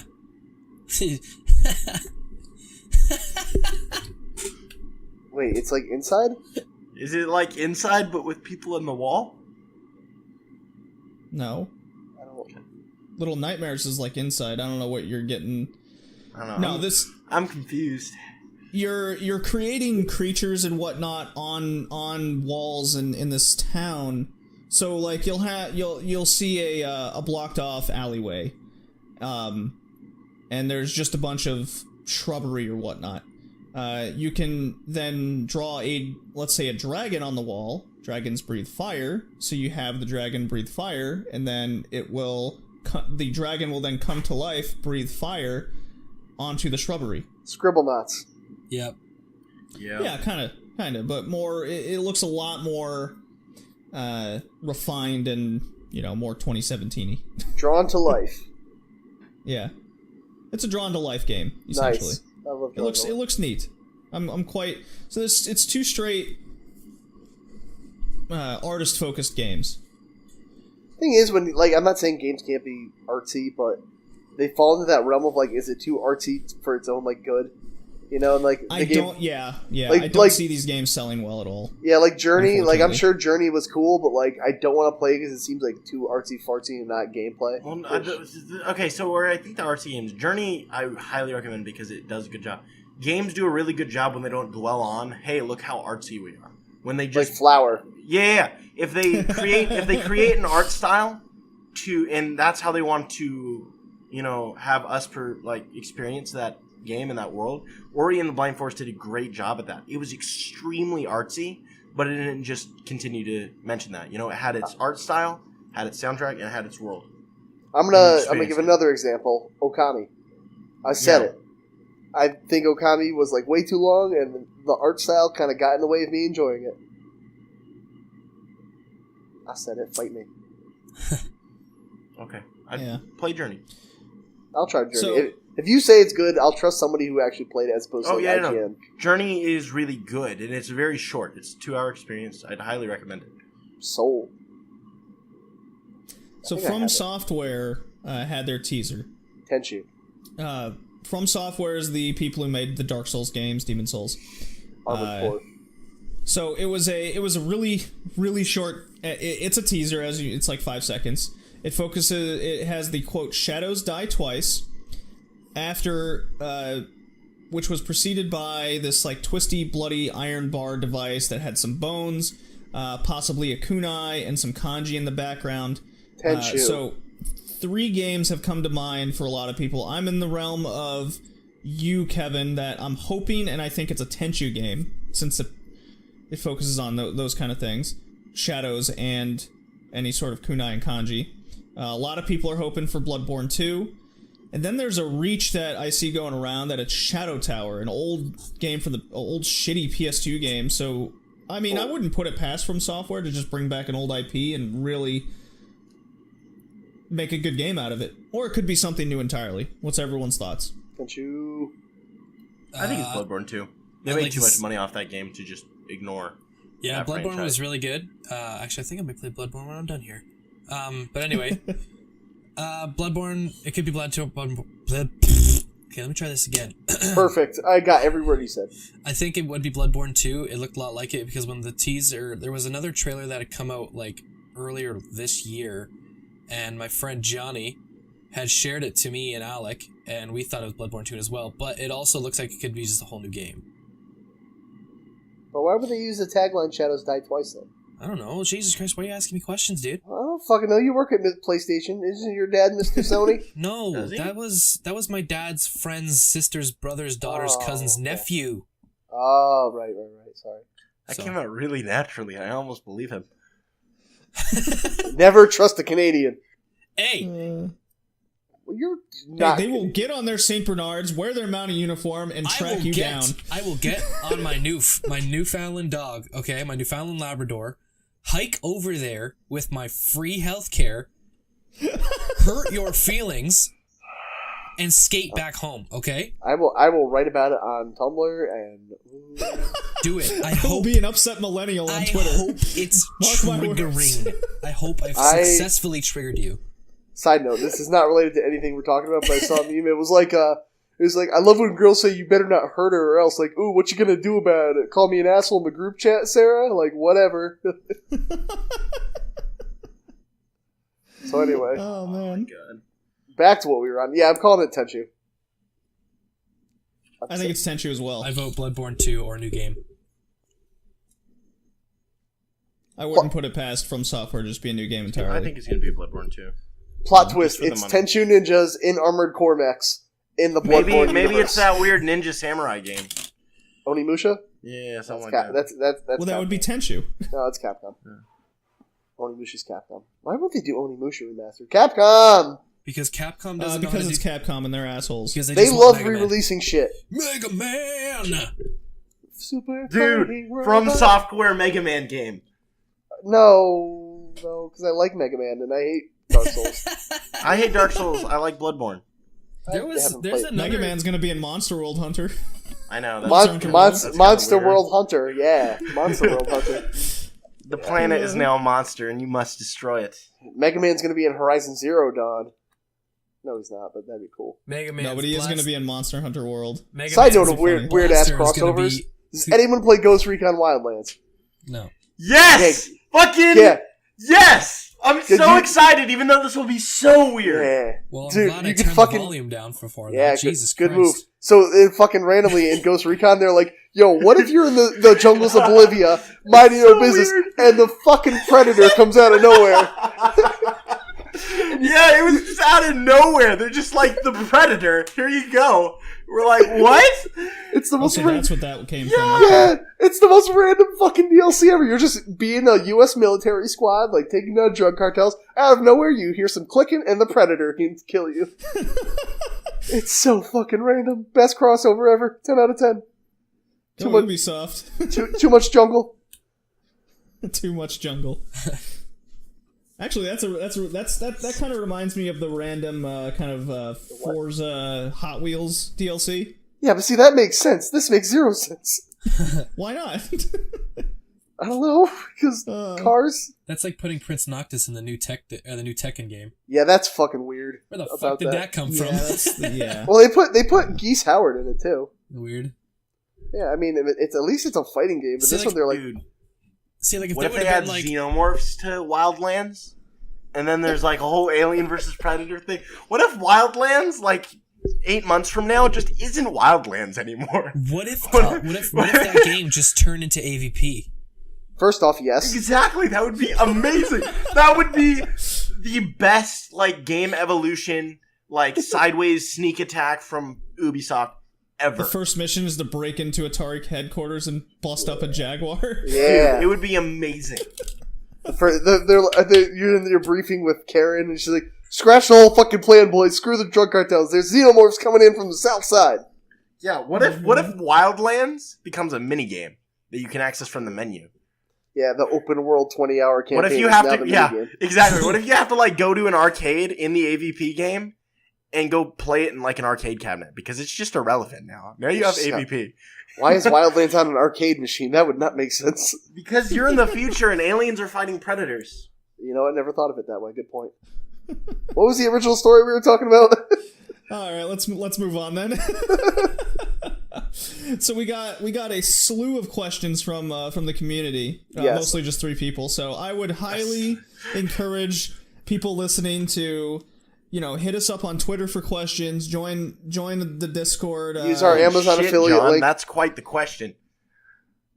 Well, it's more than one. He asked a slew of questions. Everyone else just asked 1 or 2. Yeah. Right. Yeah.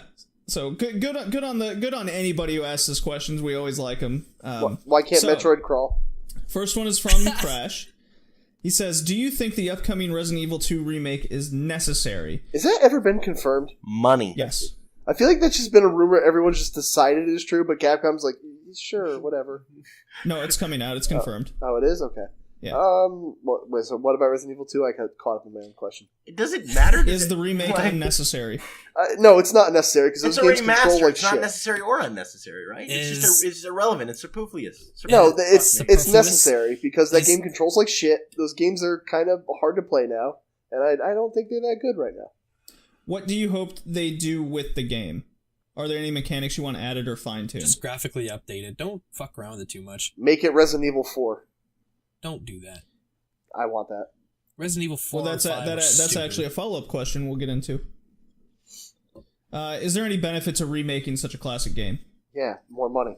Yeah. More money, new audience. And the new audience. Yeah.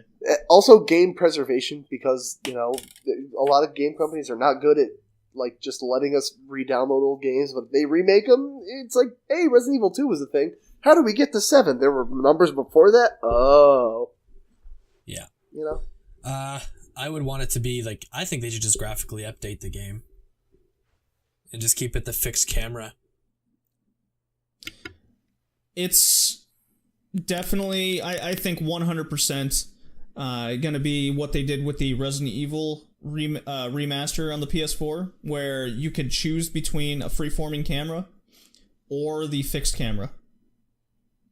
I mean, they did But it it before. won't be why not do third it again, person. right? It won't be third person Resident Evil 4 style. So the follow up question from Skeeth was: there's a debate whether you want it to be third person, which is the Resident Evil 4, or the fixed camera angle, the classic. Which do you prefer? I already said my piece. Yeah. RE4. RE4. Oh, For boo! see, I don't like Resident Evil 4's style at all. I don't like the old Resident Evil, so I'll fight you. Hug life. With the freeforming camera in the Resident Evil 1 remaster, it makes the game way too easy. Good. You just kind of go through it. But Resident Evil 2 was more about the story than anything else, so I think the game will be alright.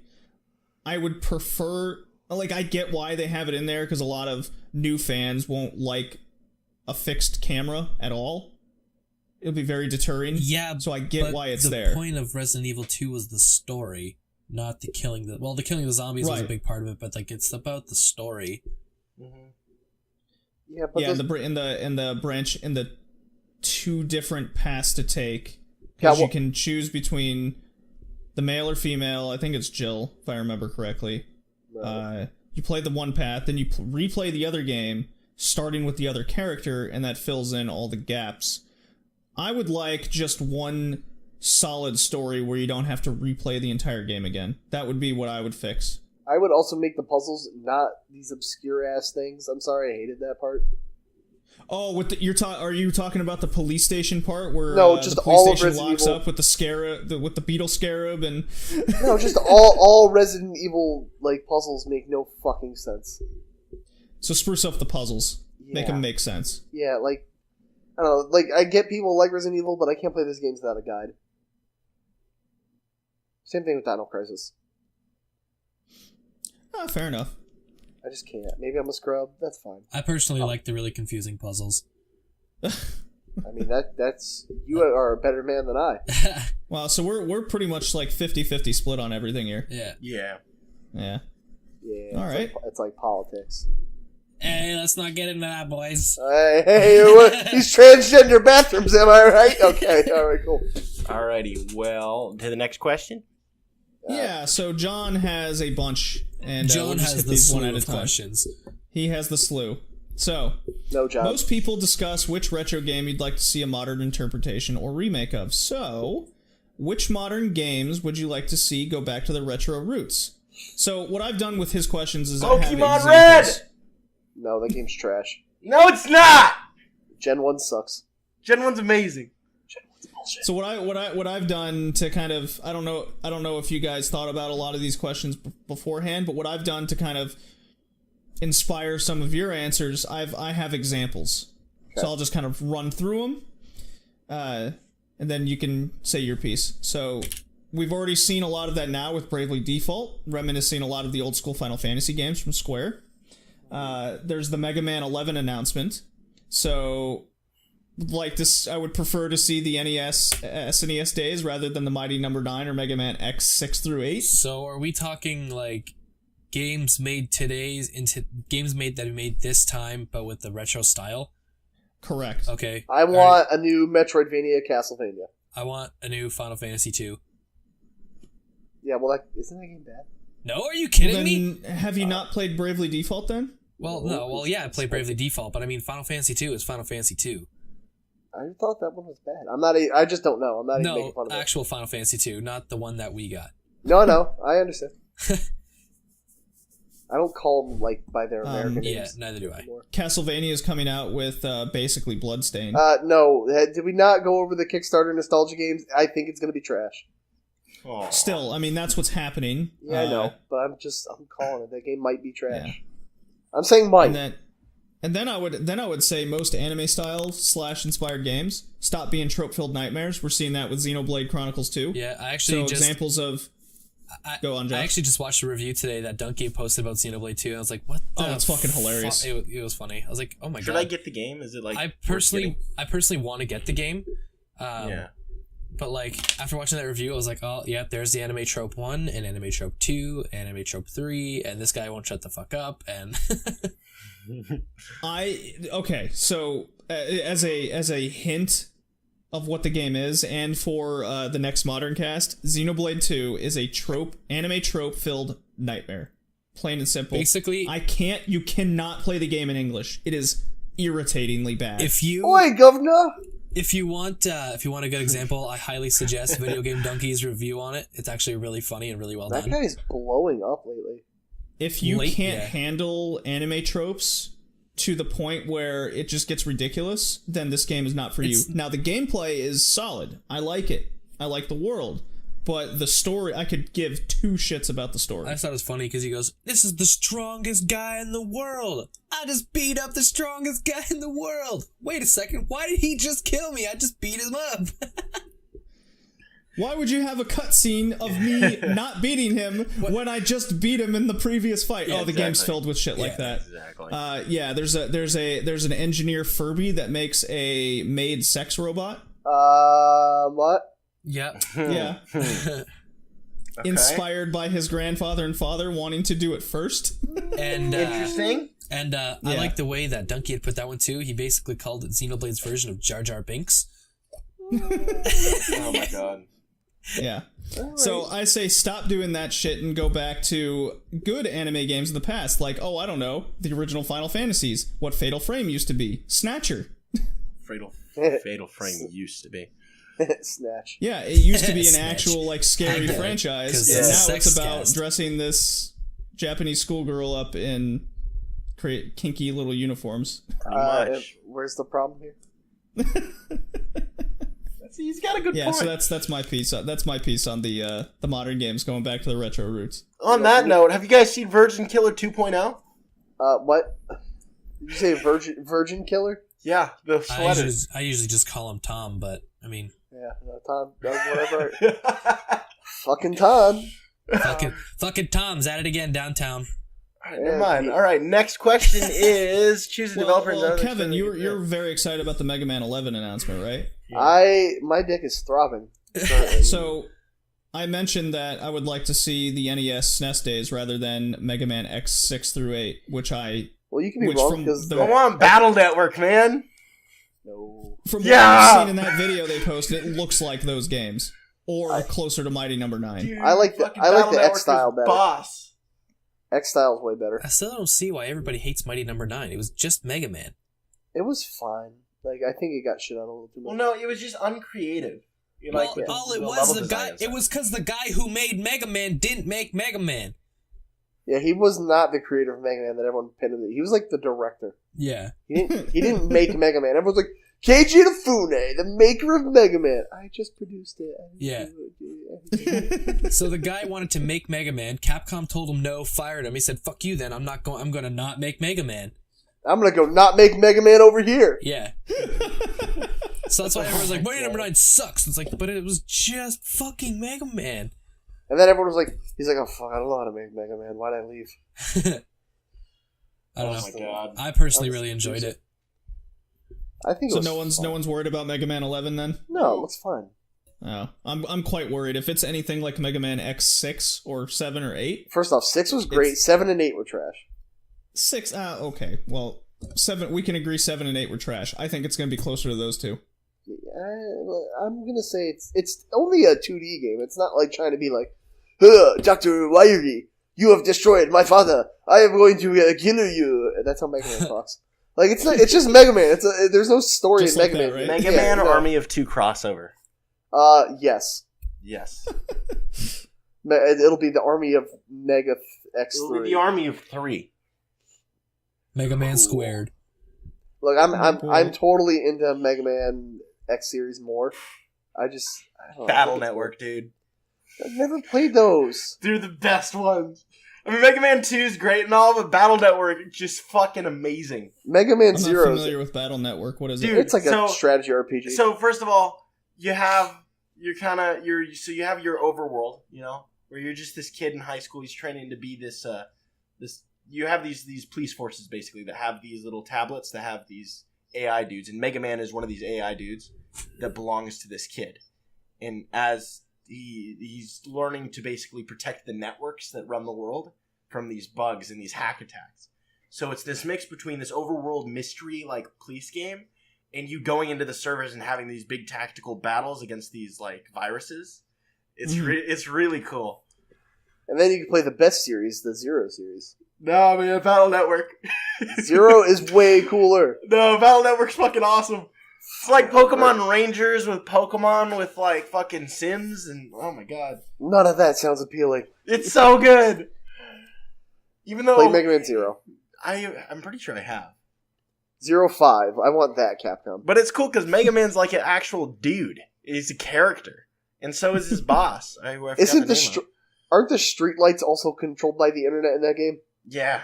All right, so we figured out that's the best trash. One, the best No, one no, is no, no. It's like Hold it's like the world of Watch Dogs, essentially.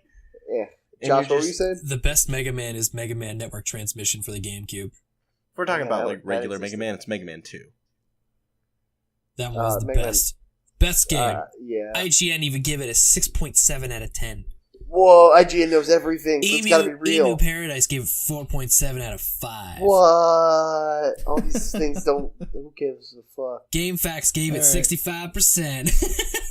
All right, guys, let's move on to the next question. But What, Mega do you have Man. more of those? So this might be a little bit of a harder question for a couple of you. Which anime would you like As in- to see as made in into a Kevin and I. game? And choose the developer and genre and explain why they'd be a good fit. So sorry. I want a Dragon Ball Z game by Bandai Namco, and I want it to be a 2D fighter. Holy shit, Kevin! I think you might be getting that. I'm a fortune teller, I've been told. I don't watch anime, I'm sorry. Why would that be a good fit? Why? Because, what do you mean that? Why it would be a good 2D fighter? Actually, scratch that. I'm gonna go into the Dragon Ball Z thing. I want a turn-based RPG Dragon Ball Z game. Oh, cool. Who would make it? Atlas? From Software. No, because then I wouldn't buy it. Atlas or NIS America? That'd be Nintendo. Yeah, No, yeah. Fuck no. Well, No. if it would come out on Nintendo, it'd be a solid game. No.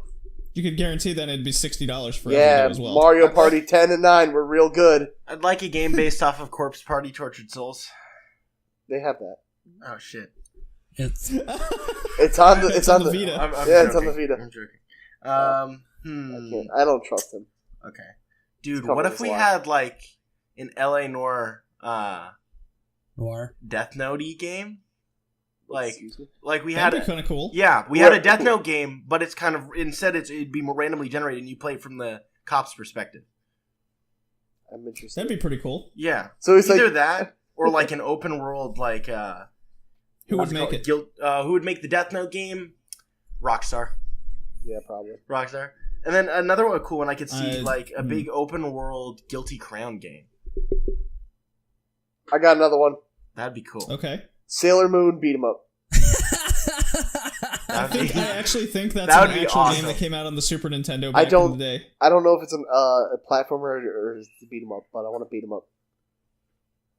Kevin, I think there's a Super Nintendo release of that Yeah, exact thing. I just don't know if I know it exists, but I don't know what kind of game it is. But What if we got a it's beat 'em up- Quantum Theory Angel Beats game? Ooh, I don't know what that is. Quantum Theory is the studio that does Heavy Rain, Beyond Two Souls. Oh, those guys. Okay, Yeah. so What if they did Angel Beats? here we go. Sailor Moon I could- is a beat 'em up video game developed by Angel Yeah! in 1993 and ported to the SNES. Fuck yeah! It's called. I'm it's so called- into this. It's called Sailor Moon Beat 'em Up. Can't wait. I can't wait. I can't wait for my.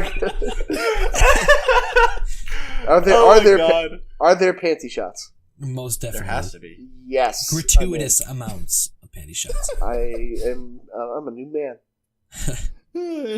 I would say, So I got- I'd like a Sword Art Online game that isn't the Sword Art Online games we have, even though those SAO games are really good.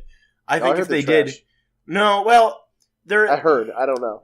they're good games in they have issues with tropes and areas that are just kind of empty a lot of the time. But if we're You know what following throws the me off? story, it's got an interesting storyline because the games have a completely different story than the show, and I think they handle characters better in the games than they do in the show, and it's all interesting. But if we could do like an actual Sword Art Online game where you played as your own character and you played through Sword Art Online, I think So you want to just straight up change the developer then? yeah, no, someone who something can do it like better. who did the Witcher series? CD Fucking Projekt Red, Red. Project Red. What if Project Red did like a Sword Art Online game? I would be into that. You could try and mix I'd be like into that. battle royale game elements into it, RPG elements Don't make it into battle it. royale. Make it an RPG Well- like it was meant to be. RPG, but it still technically kind of has battle royale elements. It'd be an MMORPG with some ORG. areas for PvP. FPS So RPG OMG. Yeah. So I got a few examples myself. Make a fucking adventure game and not a Dynasty Warriors game, such as the Gundam One Piece properties. First off, Because that's Gundam, all we see now. All we see are Dynasty Warrior clones just in these Dynasty anime Warriors properties. Gundam is fucking metal. Well, I mean, I can't really imagine any other way you'd play Gundam, Well, okay, there was a Journey to Jaboro on the PS2, which actually had a story, and you were in space, and it was an actual game. So just make an adventure game now. It wasn't just this Dynasty Warrior format. Huh.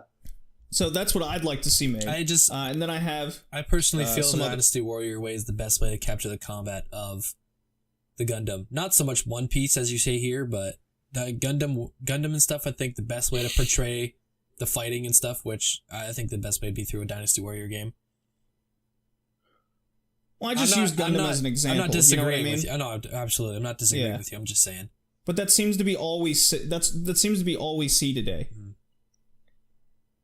So and I believe it's the same company that makes all of those games. So just change the developer and make an adventure game. That's all I say.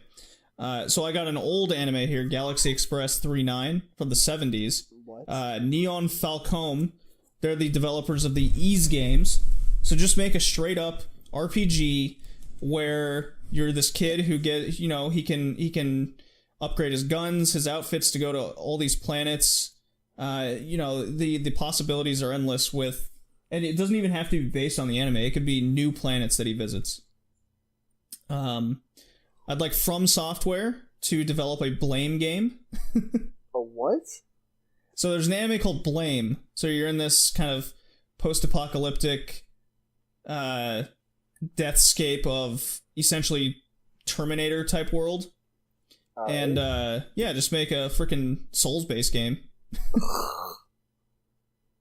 I think it'd be really cool. It'd be dark and gritty, combat focused. Souls is overrated. Learn to roll, buddy. No, it's just a bad game with bad design. Learn to roll, no shield, 2 swords. And do push-ups every time you die. It's a bad game. Oh my god.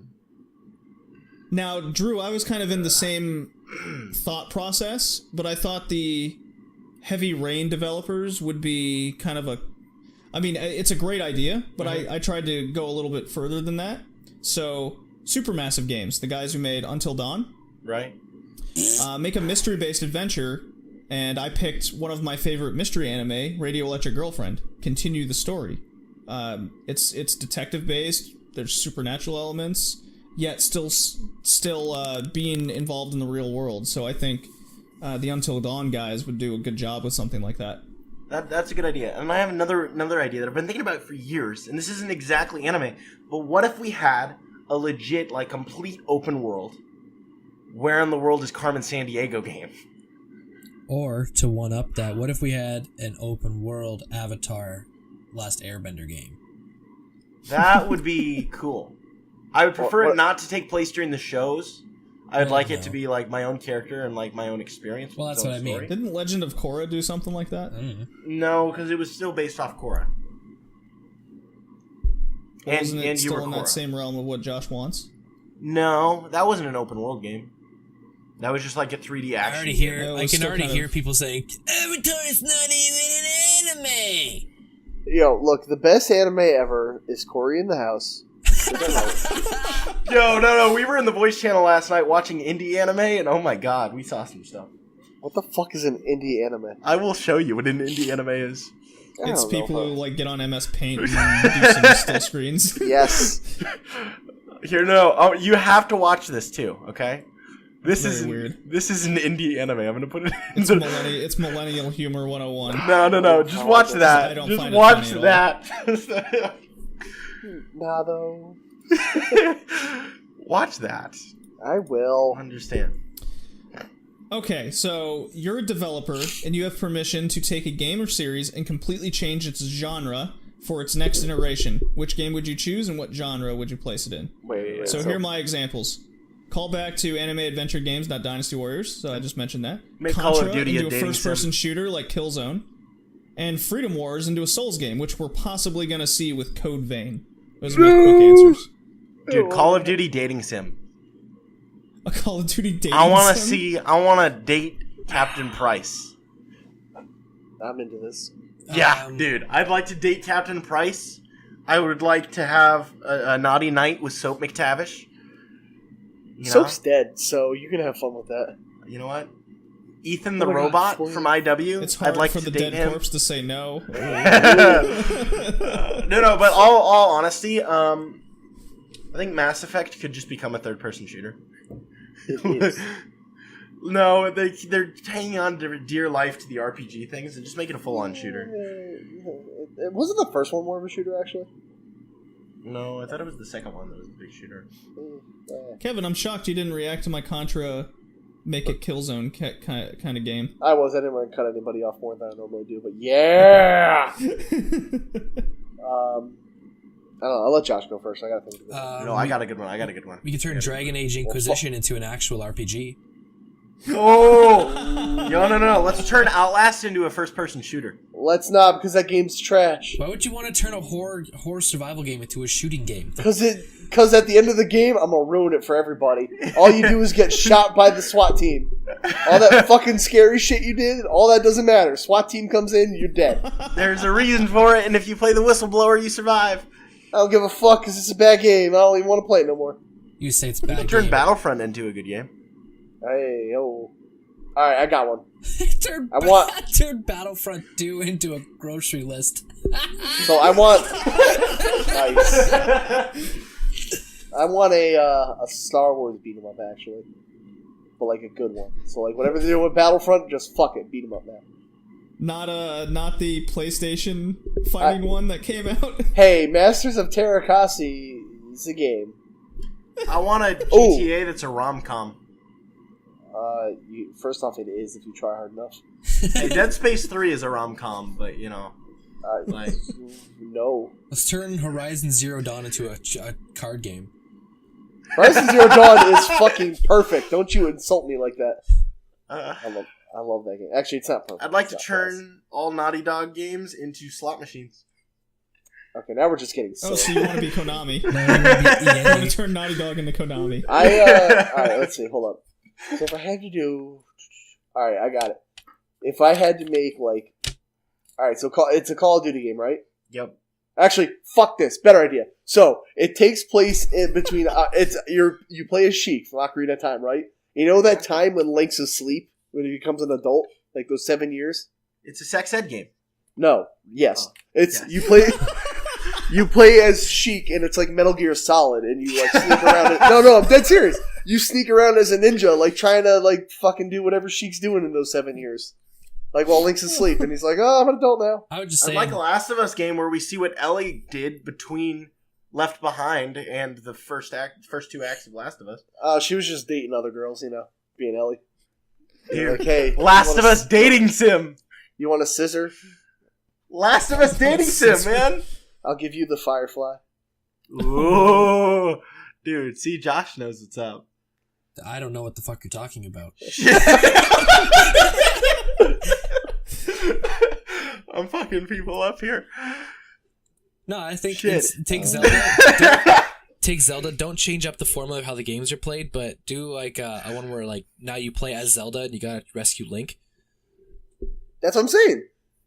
Not in the Ocarina of Time world, but like a whole different thing. Okay. They made that for the CDI. Look. What the fuck is a play CDI? weird consoles- I don't have an old school DVD player, okay? Yeah, it's fucking nobody plays on these weird consoles you like, JD. Can't play PC games, but 3DO games are acceptable. Exactly. I didn't know what 3DO was until you brought it to my place. I didn't know what a 3DO was until I had a bad dream and somebody touched me and they're like, "Here, you'll feel better if you play this thing." JD comes to Windsor and he has a hotel and he's like, "Hey, I brought my 3DO." I was like, "What the fuck is a 3DO?" So he shows me. I legit thought it was a VCR. You're like, "JD, I'm not feeling good. You gotta go home now." Yeah, you gotta go home. It's made by Panasonic too. Yeah, that's why I thought it was a VCR because it said Panasonic on the front. I was like, "What?" Like, we're gonna watch movies? This is a little weird. Oh, cool. JD wants a romantic night with me. I knew he was trying to catfish That's me. why he. Oh, That's God. why we went out. Well, speaking of possibly terrible games, what are some terrible games that you subjected yourself to as a kid? As a kid or just now? You put Driver on As a here? kid. You're an asshole. Yeah, Driver's good. Fuck you. Do you not remember that first mission? Doesn't matter. That's only one. Alright, my answer, everything on N64. I'm dead serious. I don't like that system There's anymore. a lot at of all. games I played on the DS Lite that were just bad. I really, like, I don't think anything on N64 holds up anymore. Dude, Turok. most of, Hardest game of all so- time, Curious George on the GameCube. Just putting that out there. What the Why fuck? would you even play that? Yeah, they didn't Because- expect anyone to buy it. The girl down the street was like, "Hey, I'll give it to you for $10 because I'm moving," and I had a GameCube. I like Curious George, and I was like, "I'll buy this shit." Give it to you for $10 doesn't make sense to I me. was like a little kid. It was fucking. I beat it. That game though is so hard. It's a 3D platformer. It's probably broken. No, it's not broken. It's just like the most challenging game of all time. Curious George, what's in my owner's underwear drawer? Oh my god. Oh, I'd have to I've say seen that. the most upsetting and most disappointing game would have to be Aragon for the DS. The only reason I say that is because I read a lot, and Aragon is like one of my favorite books. So I love the story. The movie crushed my heart. The game made it even worse. I was so pissed when I got that for my birthday. Beat it in like 2 days, and I was like, "Dad, what the fuck was this?" I really hope that's what you said. You're like, oh, I hope. How you liking your new game, Josh? What the fuck is this, Dad? My dad got me Iron Man for the Xbox 360 once, and I went up to him after I beat it. I said, "Dad, this game was terrible." First off, your dad just thought you liked Iron Man. He was being a good dad. You know, you guys are unappreciative. No, I said that to myself. My dad's like, "How's the game?" I was like, "Oh, it's awesome, thanks, Dad." And then I walked away. He's like, "You fucking asshole! I hate this game You're so like, much." fuck. My dad's a piece of shit for buying me a fucking My game. parents that I hate want. me. I'm running away. Yeah, that'll show 'em. My mom progressively decided that as I got more and more into gaming, she was going to, I swear to God, on purpose, just buy me terrible fucking games. And then you were like, "Now, Mom, I have a higher bar quality in your face, nerd." like all the Kinect games, like and not even the good Kinect games, the bad Kinect games. What good Kinect games? Child of Eden was good. What the hell is that? That was this weird like It was a shooter Kinect game. with- It didn't matter. Yeah, it was a Kinect game that was good. The Star Wars game was terrible. Dragon Ball Z. There were these super minimalistic Kinect games that were actually really fun because they were artsy and they worked. Fable Yeah, like 3. Milroy. Fable 3 was a bad one. Milroy. What was that? What was that game called? So my experience is mostly focused on renting games as a kid. Right. So basically any game I would rent for the NES turned out to be awful, and most of them were LJN games. LJN. If you're not familiar with LJN, just check out Angry Video Game Nerd. So I could relate to him quite a bit Fuck with does LJN what stand the for? fuck is that? Garbage. That's what it stands for. You don't spell. Jaws. I don't. What?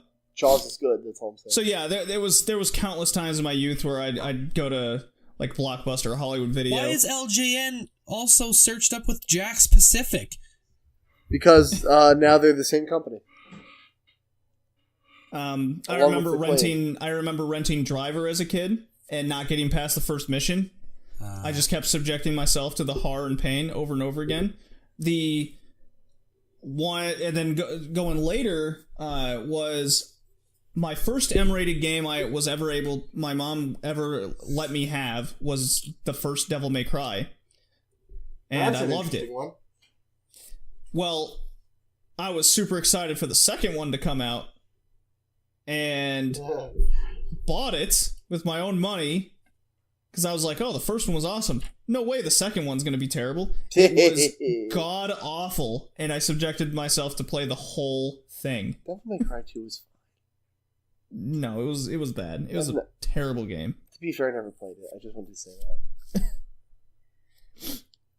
It's right up there with a lot of the. I remember renting Castlevania 2 as a kid and just not knowing what to do. Same thing with Zelda 2. The list goes on. What is another bad game I played, even though I knew it was bad? Scooby-Doo, Night of a Glover. Thousand Mysteries. A lot of DS games I played. Oh, I remember Glover. That one was terrible too. My dad's friend either got it for us. I can't remember if he got it for us or if he was just like, "This game sucks. I don't want it. Your kid's gonna have it." I remember because all my friends had N64s. I was like the only one with a PlayStation because everyone wanted Mario. And I remember that Christmas time when Glover came out or came out prior. Everyone seemed to get Glover. Everyone's parents got him Glover. So it was a joke around the neighborhood that, dude, you want to come over to my place? We got to beat Glover. My parents are making me. But we just subject ourselves to the, it's like, you got the Sprite, you got the Coke, let's sugar up and play some Glover. We hate this. Let's sugar up. Let's sugar up.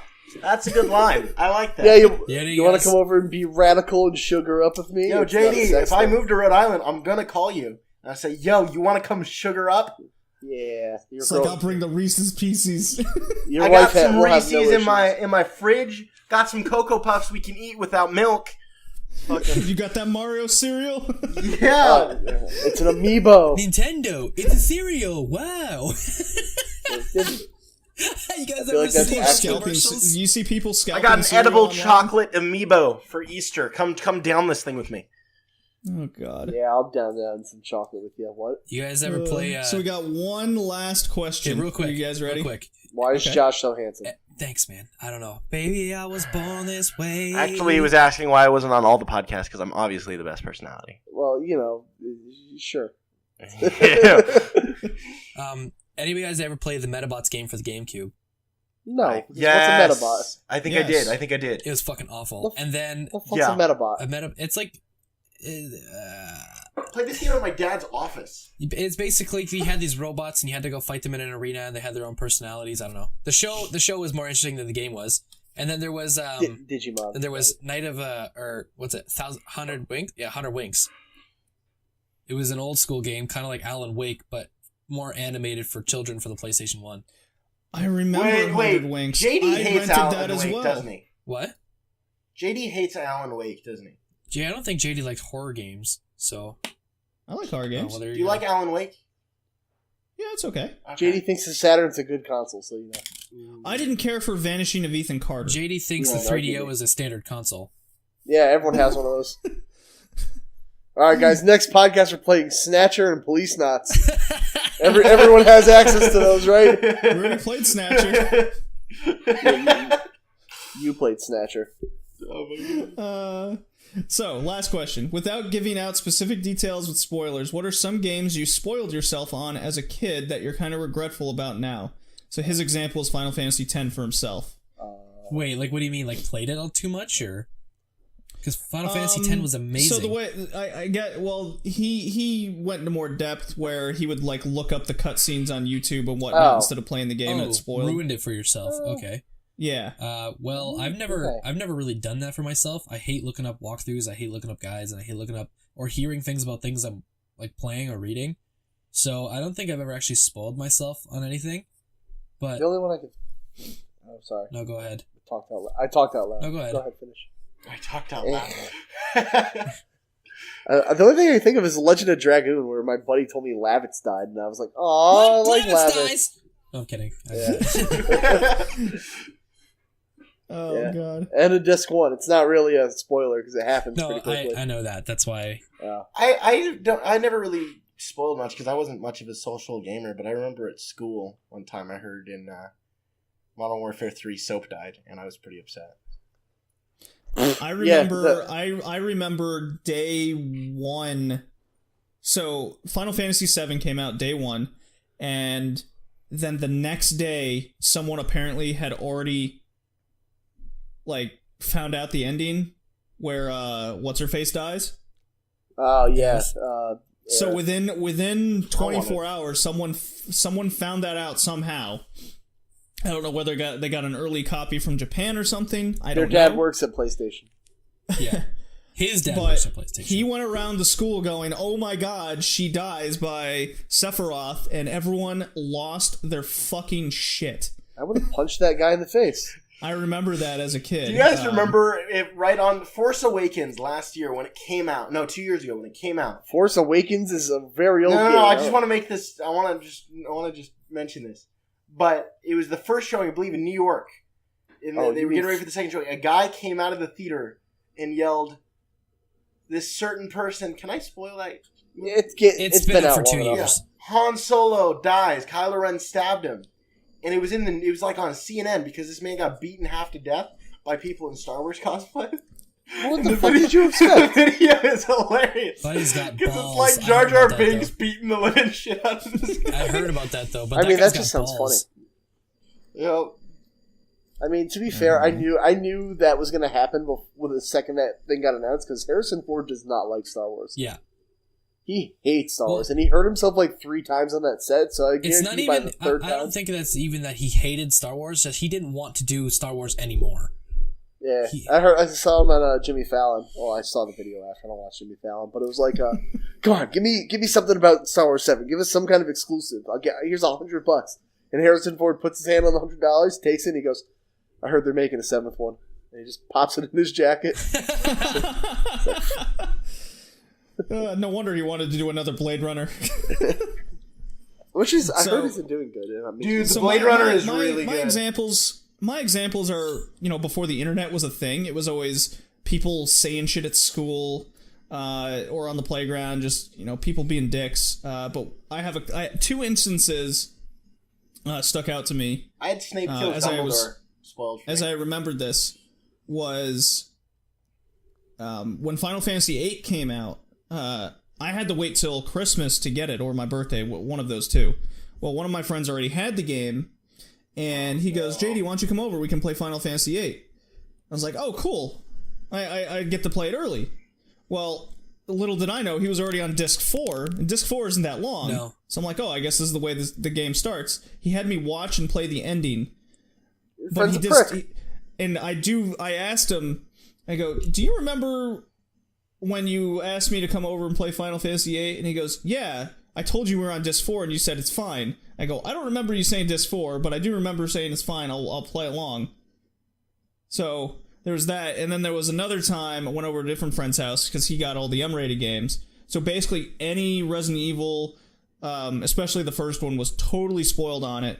Because before anything would happen, he had already played the game prior. He would go, "Oh, this is coming. Oh, this is coming." He's one of this is those coming." dudes. I He's hate like, them. "Fuck off! I want to play." I just remembered. I watched a guy on my channel, Keith. He loves Final Fantasy X, and I watched him basically play the whole thing. Final Fantasy X is a good game. It is, but luckily enough, it's been so long that I forget most of it. So it is fucking awesome. Yeah, so definitely being spoiled on Resident Evil and Final Fantasy VIII really stuck out to me as a kid. Because then just playing them, well, I already know where this is going. Yeah, Resident Evil's cool. No, like I said earlier, I did have the Snape kills Dumbledore spoiled for me. It's okay, it's just a movie. It was actually a book, but Whatever. Yeah, it's a movie.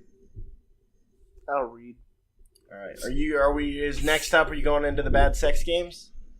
Yeah. All right, I'm leaving. I think that does it for the question. You're out, Drew? I'm bailing because you guys know me. I'm the games cast dude. I'm not the retrocast dude. Bye. Have a Plus, I got invited to do this podcast yesterday, so I have no idea what we're talking about. Well, that's because I might have been too sick, and let me tell you right now. Well, that's like- Yeah, it was damage control time. That was for That sure. was like the Alrighty, modern well. cast thing. The day of, he's like, "Hey, so you coming or what?" It's like, fine. Well, I always remember I'm happy to hang out in the new stuff because I can talk about it. It's just I'm not going to be much help in the retro games, Yeah, maybe we can give you more notice to get you to play on the next Yeah. thing, possibly. Maybe so. Anyway, thanks for having me, guys. See you, buddy. Bye. Bye, boy. Everyone say bye, Drew. Bye. Oh man, Who was that guy? I don't know, some dude from Washington. Fucking nerd. He doesn't even know the capital of the state he lives in. I'm still here, guys. It's okay. I don't even know the capital of Washington either. Isn't it just Yeah, DC? I know. You don't live in Washington, and you're not isn't American. it DC? It's a W. Okay, first off, no. I do know the capital of Washington. See, I told you he was still here. You do now. No, I did. Washington was the one place, one of the 4 places I did know the capital of, and I prefer that I'm from Alaska, not Washington. So You are from America. yeah, that's true. You're from one of those states. I'm a very cultured white person. Yeah, me Oh too. God. I got Thanks for coming on, Drew. You're welcome. I'll see you guys later. Yeah, That's it. that was funny. So our theme this episode was picked by Josh, and what an episode, what a theme it was. It's funny the games was harder than playing them. That's for sure. Yeah, because you fucking... What is this? It was a scene. It is the theme that we came up with was actually an idea that I come with on the last cast, and it was games that have a sex scene in them that aren't porno games. So this is it's gonna be a good time. This is It's gonna trash. be a good time. So we got 2 picks for each of us, and some were actually fun. Most of them were actually Where? fun. Yeah, most of them were. Who picked the last 2 on the list? I did. Those games fucking sucked. I don't know. Who picked the ones on the fucking systems that Oh, nobody true, I knows didn't even look at exist? that. Yeah, JD, I'm sorry, but your picks were boring. Yep. Oh, I'm sorry you feel that way. Well, because you keep picking weird shit. I try to pick games like people haven't heard of or definitely haven't played. Yeah, that's the part of the podcast to go, I'm out. I don't know if that's true or not. I'm not gonna... That's the whole idea. Oh, good. I'm sure someone can understand out there. Yeah, that one guy who worked for 3DO was like, yeah, we made that. I forgot. The guy from EA? Yeah, Trip Hawkins is over like, oh, man, we should put loot boxes in those.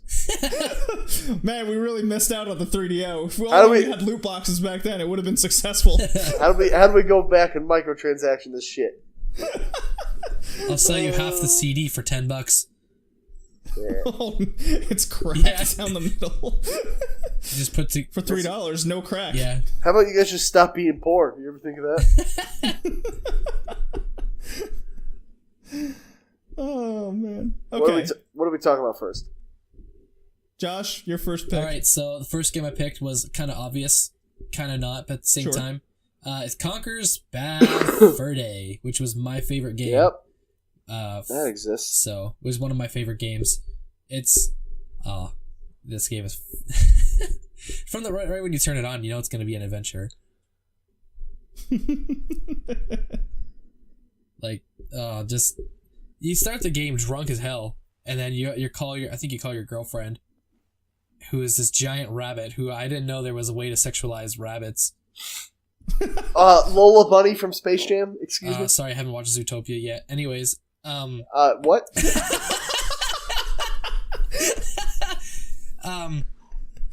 No, it's really funny because the game is just full of shenanigans, and it's crude, and there's sex, and there's drugs, and there's alcohol, There's a and Sunflower with tits. there's a sunflower with tits. There's who is also gets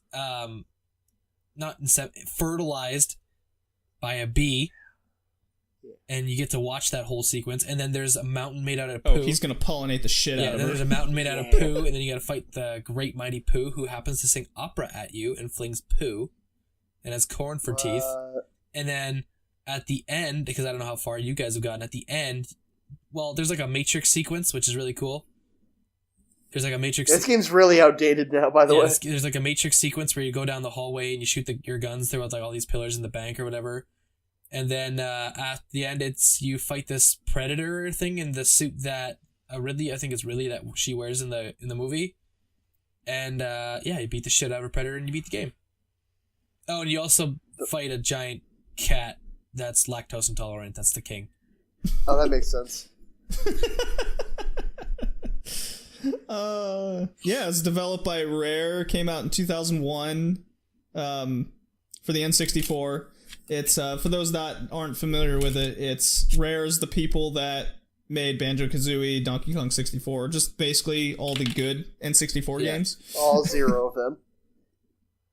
Oh, you poor guy. I played this on Xbox. Like most games on the N64, this hasn't aged all that well Well, visually. You can play it on Xbox. There's a few things, right? There's this one for the 64, and then you can get, like Kevin said, on the Xbox, which was Live and Reloaded, which is actually my favorite one, because they had the online mode, which you can play War.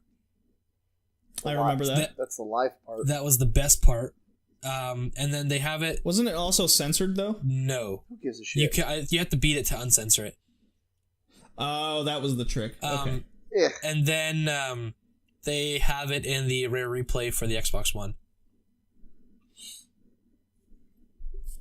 It's pretty cool. Yeah, the game is absolutely hilarious. I replayed it for the YouTube channel a little bit ago with a friend of mine. We had a blast, but fuck, the platforming is It's hard. not as intuitive as I remember it as a kid. The game's actually pretty difficult to control. Yeah, it's a nonsense nightmare with that controller. Yeah, just like Tell me N64 controller's bad. dude, the N64 controller is made for a person with 3 hands. Okay, we get it. It's trash. It definitely wasn't the best controller. That's for damn sure. I can play Star Fox real well. True. Yeah, I mean, for a game that this crude on a Nintendo platform was just unheard of. The swearing, the sexual innuendos throughout the game, having things like a cow eat cranberries so it can fucking shit its brains out. It shits so hard it explodes. That got real weird again. Yep. Oh man, it's a very strange game. And then there's a boss where you fight a giant furnace with brass balls. Obviously, yeah. And then what you have to do is you have to smash the balls around with the pan. Right. Yeah. Now, it's supposed to be kind of this platform puzzle game, but it's not really about that at all. It's just about going to the next crude and obscure thing that the game has to offer. The puzzles and the gameplay itself I didn't like. Like there's one moment at the beginning where you have to like chase around this pitchfork and hit him with a frying pan. Well, the frying pan constantly just goes through the sprite instead of actually connecting, or more often than not, the frying pan will just go through the wall instead of going into the hitting the character. Yeah. So anytime you have any sort of mechanic like that in the game, you'll never hit them. At the very beginning, in fact, you have to hit a key. Yep. That's jumping around. Impossible. It's ridiculous. There's too many instances like that where the game clearly could have used some extra care. Well, I mean, what do you really expect from a 64 game? On the Xbox, though, it does get better. They made it a lot easier to use. But on the 64, it was a very rough go. I think this game was only I played popular. this on the 64. Yeah, I think this game was only popular because it was rude and crude, and I don't really think That's it. People, That's the reason. Because people like it. Well, that's the whole the whole point. point was Yeah, I know, but I'm saying, like, it's if we look past that, this game's like, meh. Well, what did you guys think of the overworld? Yeah. well, the overall, I mean, it wasn't large, so that was nice. Well, it seemed large back then, that's for sure. The reason it's so large is because each place has its own, like, inside area. So there's different areas to go to. So the overworld itself isn't really all that big, but there's a lot of places to go, like in houses and in bars, and there's like a part where you fight Nazi teddy bears, and Yes. Well, the whole point of the quote unquote story is for Conker, this drunken red squirrel who's hungover from the night before, to just simply return home and go to bed. He's just trying to find his way home, and then he gets caught up in a bunch of shit. And all these shenanigans happen, and he becomes he eventually becomes king, and that's he his story. eventually becomes the king. He's I mean, the first sequence that you open up the game is, and I became king. It all started yesterday. Yeah. So it spoils the game before you start. Yeah. Yes. So fuck this game, man. All right. Oh God. I think the next game is the best game. So Kevin, you're not a big Conker fan, then, I take it. I'm not an N64 fan, man. Okay. I get it, but don't you see the appeal behind the game? What at about least? on the Xbox? It's okay. Yeah, like, by all means. Like, this is one of my favorite games just because of how crude it is, but by no stretch is it a fantastic game. No. Yeah, I was definitely disappointed with. I was like, man, I remember going over to friends' houses and just, I guess when you're like 9 years old and hearing a pitchfork fucking say "go fuck yourself" or "go hang yourself in a barn," and then you see the pitchfork try to hang himself. It's like, oh shit, I ain't got no neck. that shit was hilarious, and it's still.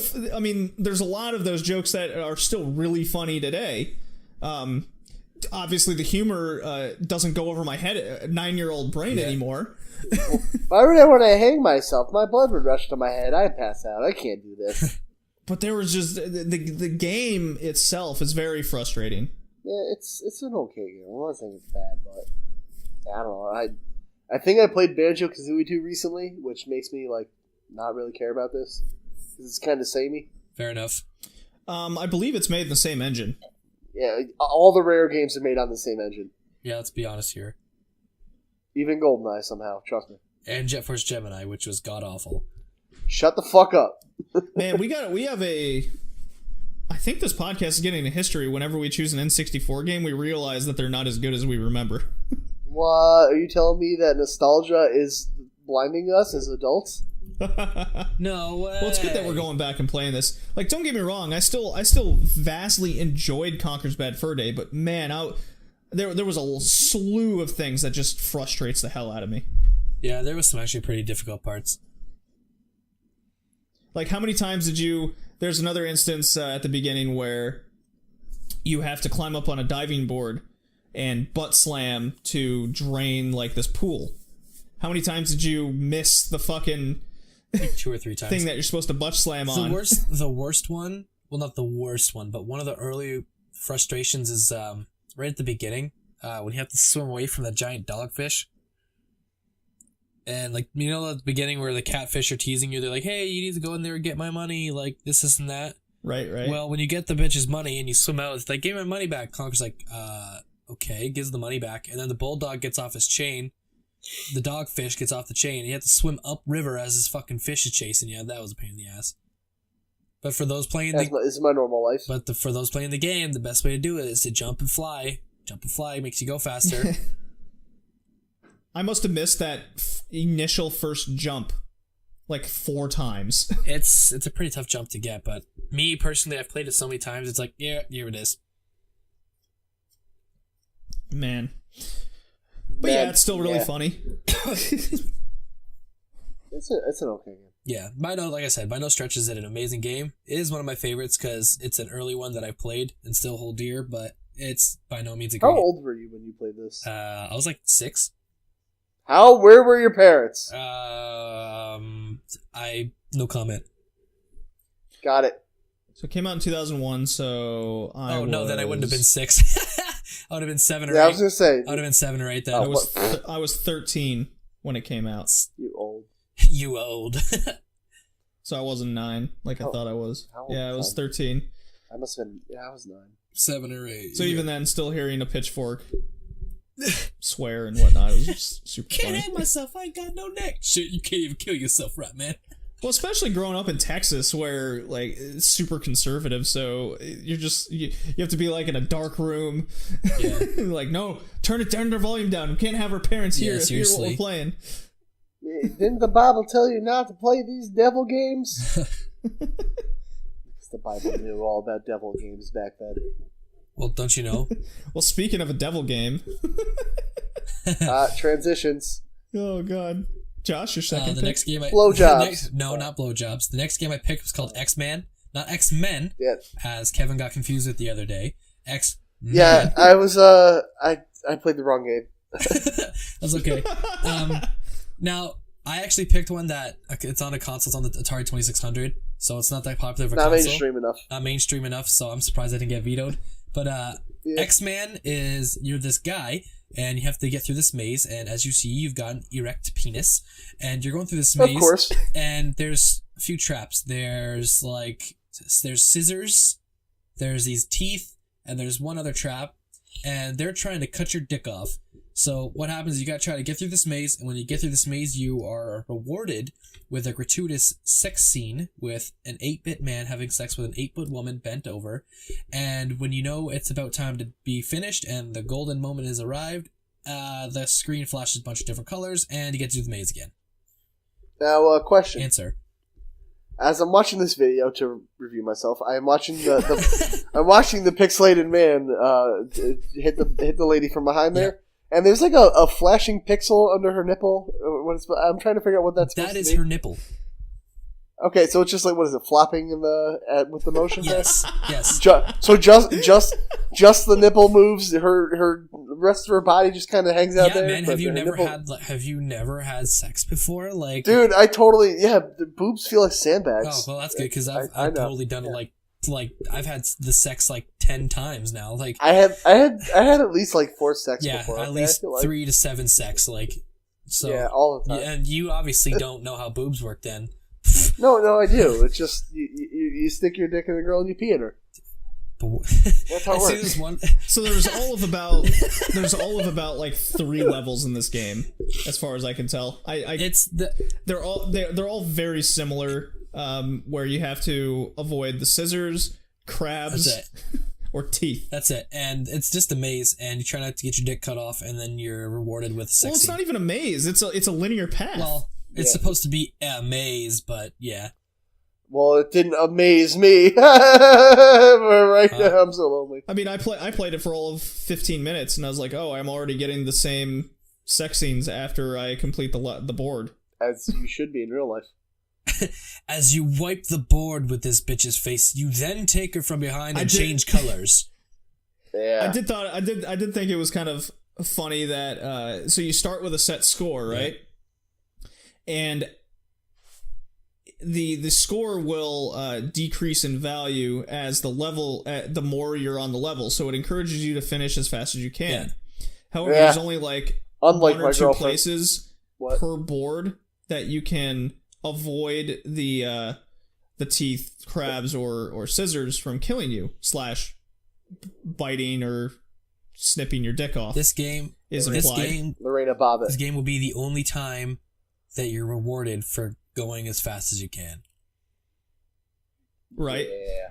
And well, the whole point is that so you have your decreased score, right? Well, when you're done as you have sex with the Atari pixelated chick, you see a life bar go up and your score go back up to what it used to be. So your score does not matter. Right. So it kind of defeats the purpose of even an Atari game, which usually is get a high score. Oh, you're scoring all right. Am I right? Yeah.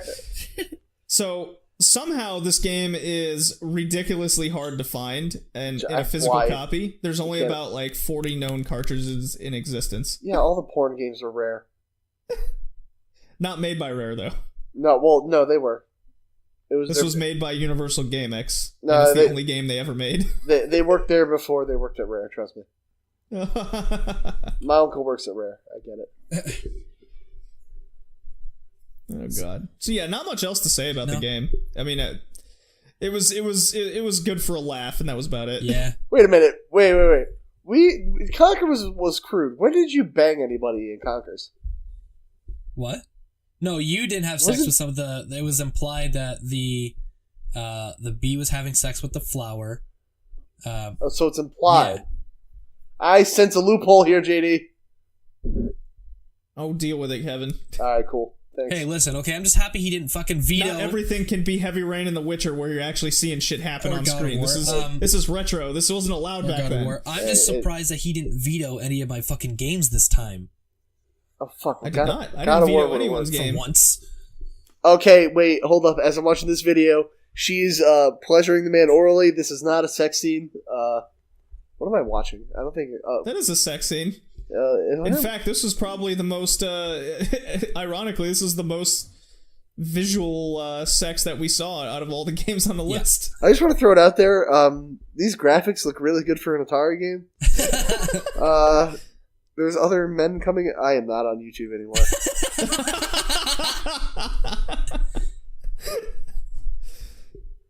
Oh, you porn. Man. All right, Kevin, what was your first pick? This is our third game. Which way are we going? Which way are we going down the list? Because I don't remember which was first listed. Just pick one. It's fine. Go 13. Am I right, everybody? Yeah.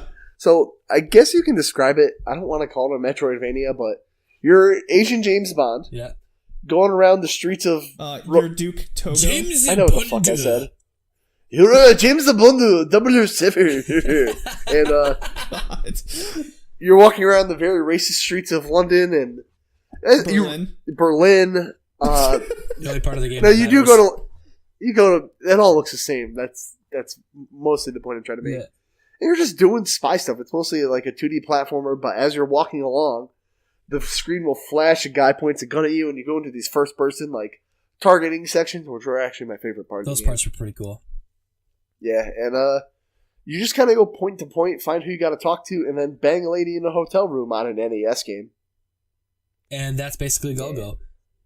Yeah, no, that's pretty much it. Well, there's a lot Well, more the to only it other than that. interesting things about the game was instead of walking, which kind of got boring, they also had a part where like you can go underwater and shoot shit. Go underwater. You could- The first-person maze sections suck. First person maze sections suck. Yeah, we'll get to that. This was the game I played the third most, I believe, just because I wanted to see where the what the secret he was uncovering, you know. Yeah. Because I like the anime Golgo 13. It's from the 80s. Oh, he definitely plundered some Yeah, that's right. secrets. It's an anime. Yeah. Forgot. It's developed by Vic Tokai. Are you guys familiar with Vic Tokai? They made Golgo 13. And Well- the Moffat Conspiracy, which is a sequel. Yeah, well, so they're not. I mean, they made a bunch of games, but nothing too big. Probably, I would say their biggest release was Kid Cool and Decap Attack on the Genesis. They did it on Kid Cool, really? Yeah, they did it. They did Kid Cool for the Nintendo though, not the Genesis. Oh, I didn't know they made that. Yeah. So, I mean, they had a lot of low-end releases. That's kind of the company's history. Yeah, well, Vic Tokai doesn't sound like a developer. It sounds like this guy you know that was like, yo, I made an NES game. Come try it. Well, it's mostly a communications company. Oh, that's why. Yeah. I think it's an internet company now, actually, in Japan. Yo, Vic, come over here, play my new Nintendo game. So, there's 12 levels in total, or 12 acts. And what ends up happening is, as Kevin said, you're more or less James Bond, and you're going throughout a stage. So, like in the first one, you're in East Berlin, and you're trying to avoid communists from killing you while getting information to this to destroy this like terrorist group and the leader is Drek. So you're getting whether it's documents or as Golgo's famous in the anime for his custom M16. Yeah, I was waiting for that part to pop up a lot in the game, then I realized it came way later. Yeah, the M16 doesn't come until about Act 4, and it's stolen from him. Yeah. So you never really get the M16. You got the gun that responds way too slow. The man he jumps like a monkey around stages, which Yeah, is he also has hard to control. He has a moon jump. He jumps to the tops of buildings. But if you tap the button, he jumps normally. Oh, So that was help. If you hold A and B, he does this like jumping sidekick, which comes in. Which comes in. I didn't figure it out until much later, but it's very useful for getting close to a lot of the just minions that shoot close to you. So there are some nuances behind the bad controls that'll make the game much easier, because the game is known for being hard, but also being pretty bad because of the controls. The most frustrating gameplay aspect for me was definitely even though the idea of the first-person view sections, which would come out as you're just wandering through the stage, because once you get to a certain point in any stage, the gun will come out, as Josh said, and you'll go into a first-person view. Well, the reticle will either respond too sensitively on land, in which then shit will constantly hit you off screen, so you won't even see what's hitting you, but you'll start losing life. Well, you have little arrows that point like, hey, this way. Yeah, but you're already getting hit and you can't see it, so that was irritating. But the trick is to take out any ground troop first by just holding right. And just holding the button. You just never let go of right, and then you press A to shoot, the ground troops, and then you can take out the helicopters and the planes and whatnot. But what the game does to fix, at least try to fix this glaring problem with this first-person view mode, is each time you kill an enemy, you get life back. Yeah. And Which I depending think on is which kinda enemy dark. you kill will give you more life, and you have a max of 200 life. So, like, if you kill a regular ground troop, it'll give you 20. If you kill a helicopter, it'll give you, I think it was like 50 or 60 health back. So essentially, in the underwater, you're a the vampire. reticle moves too slow. So it does the opposite. Yeah. Yeah. Yeah, I didn't like those parts. Those parts were neat, but I think the best parts were the before the mazes, but the boss areas, like the bases. Yeah, those are cool. I like The bases those. were really fucking hard out of nowhere, but it was really fun. Yeah, I save stated the fuck out of those. I'm not gonna lie. The when you get to Act 3, that's when the game's difficulty level just spikes hard. Like, it's not even fair. No, it's definitely not. But let's talk about those 3D mazes. Yes, please. Okay, They're so bullshit. when you get to Act 4, you encounter your first-person view maze. Which on the NES, 3D first person, it's not so good. It was impressive that bad. they did it, but Sometimes It's just a because nightmare to navigate. you could doesn't mean you should. exactly. It was really hard to navigate. If you were in a long stretch of hallway and you hit up, like the scene didn't change. And sometimes guys would pop out, but like you didn't see them in the draw distance that doesn't exist. So you'd be like, up, oh god, I'm getting shot. What do I do? And then your reticle is So, hard to move. Yeah, so when you encounter the dude in the maze, he has an automatic rifle. And what you have to do is you have to press A for the reticle to then come up to shoot him, and then you have to then press left or right as quick as you can and press A again to shoot the guy. And because he has this automatic rifle, and if you don't respond fast enough, he takes away what could be 100 health in a matter of a second. Yeah. Also, there are grenades which you use to blow up walls. Booby traps. So these walls would come down. You fall through floors, so then now you don't know what floor you're on. You're disoriented. It was bad. I don't like that part. Booby traps. Oh yeah, were that was the worst. That was also the most frustrating part about the like it wasn't hard enough to navigate already. They have trap doors throughout the maze that will make you fall to a previous level that you've been on. So it took me a long time to figure out that when the wall comes down, you have to use the grenade to blow it up. Because I was like, oh, okay, I guess I'll go the other way. Trapdoor. Fuck. And then I forget where I'd already been or where the traps are. So I had to basically make a mental map of where each trap was, and then I was like, well, the only thing left to do is blow up this wall, but I had already died by a machine gun guy like 30 times. Yeah, it was overall the game is good, but it's okay. It's passable. It's like Conkers. It's okay. It's not amazing, but it's decent. Yeah. Almost right away in the game, Duke Togo here, Go-Go13, he always meets a mysterious woman in a dress. Cherry. And she, like, out of, it almost seems out of nowhere, she's like, come back, why don't you meet me at the Alexandria Hotel? And he meets up with her, and they have, like, a short little conversation, and then they kiss in the window, and the lights turn off, implying that they banged. Yeah. It's not implied your health goes up, so obviously. Oh my god, you're right. Oh shit! Oh man, Having sex gives you life. Nobody put Zelda 2 on the list, did they? That's technically not a sex scene. That's just you don't fucking know. That's just it says her name is Error and she helps you. No, that's okay. You got it all wrong. No one did put Zelda 2 on the list. Huh, what do you know? So Go-Go's pretty cool. It's a pass. I mean, I died 74 times before completing Act 6. Did anyone beat these? Nope. No. So I did. And turbo nerd. button is a must. Fuck you. Shut up, man. Yeah, turbo button is a must. Because you have to destroy all these targets in a first-person mode while guys are shooting you in like a minute and a half, and you have to either manually press A every time or turbo.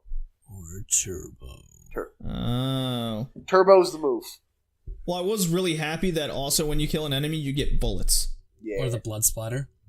Which maxes out at 400, I believe. The blood splatter was my favorite part. Well, for a Nintendo game, I did like how this game begins with the with this helicopter crashing into the Statue of Liberty, and it has like this big biological warfare weapon. That's the whole idea, is to get it from the KGB.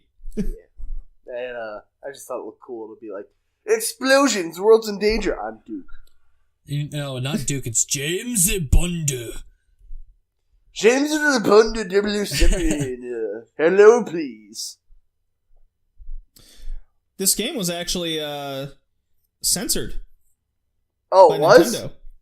Yeah, it was. So the Drek Empire was originally supposed to be a kind of a resurrected Nazi party. Oh, they were fine with that part's too much, but the getting laid in a hotel room, that's cool. Well, the final boss is a cyborg Hitler, so yeah, really hitting the Wolfenstein there. But this game came out in '88, so it's before that. So Robot Hitler was happened before Wolfenstein. Mecha Hitler lives on in all our hearts. Let's be real. So there was actually one censorship that got passed over.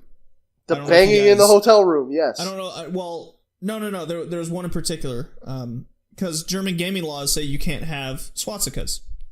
Okay, so in the base infiltration in the Greece, so that's Act 5. Those are SS soldiers as fuck. There's still a swastika left on the wall in the base. Ooh, I didn't even notice. Yeah. So when you go to like the inventory area, you can still see it. Oh. Yeah, I was like, oh my god, a swastika! Holy crap, it's still there. Those enemies. I'd never even seen a swastika in a game before. Oh, there's one in Zelda, the original. Is there? Well, okay, yeah. It's the Buddhist symbol. Kinda. Listen, I'm stretching here, okay? Yeah. But I know what you mean. It's the Buddhist peace thing. Yeah. They should probably change that. Let's think of a new one, guys. Well, Kevin, you have another pick. Grand Touch Asshole 3. That was a bad joke. Grand Theft Auto 3. Because when Good fucking try, I guess. When Josh was like, I'm picking games with sex scenes, I'm like, what the fuck? We can't play the guy game. It's illegal. You can't have game. You cannot have the guy game on there. So I stretched and I was like, you bang hookers in GTA. And JD was like, that game's not old enough. You can't play that. And they were like, nah, motherfucker. Yeah, Kevin and I, we came together as a team. We said, no, JD, we're done with you vetoing our games. Boom, facts. Yeah. I didn't realize the game was that old. It came out in October 2001. Yeah. I could have sworn it was like a 2003 or 4 game. That was like last cast where I was like, my pick has made the official 15-year list by a few months. Get at me, bro. Suck it. So it's an open. Who doesn't know what GTA 3 is? Do I gotta explain this? Just go into the bare bones. It's the game that started it all. 3D open world sandbox. You can do what you want. You play as Mr. Italian Man in a leather jacket. What is it now? Tommy Vercetti. Mr. Italian Man. I don't think he has a name, does he? Tommy Vercetti's Vice City. I know he's To be honest, when you said GTA 3, I thought it was the one in San Andreas. No, that's San Andreas, which is the best one. It is the best one. Yeah. No, this one is you play leather jacket man, and it's really just. I honestly didn't play the story. I just kind of fucked around in GTA the whole time. I didn't play the story either. You just cop chases, ran people over, stole cars, Grand Theft Auto things. My favorite thing to do is put bombs in cars and then have the ignition turn on when people get back in them and they go boom. That was cool. Yeah. I actually focused only on the story here and inputting no cheat codes. Well, I mean, as you know, when the game first came out, that's all anyone did was put in cheat codes, infinite weapons, get your star rating up, and cause mayhem. That's what you're supposed to do. So I wanted to approach this game for the podcast as focusing on the story. Go ahead. How many hookers did you bang in the story? Well, anytime I wanted to get my health back, a lot. And then you beat the shit out of them. No, you right? ran them over with your car and got your money back. You didn't even get out of the car. They did.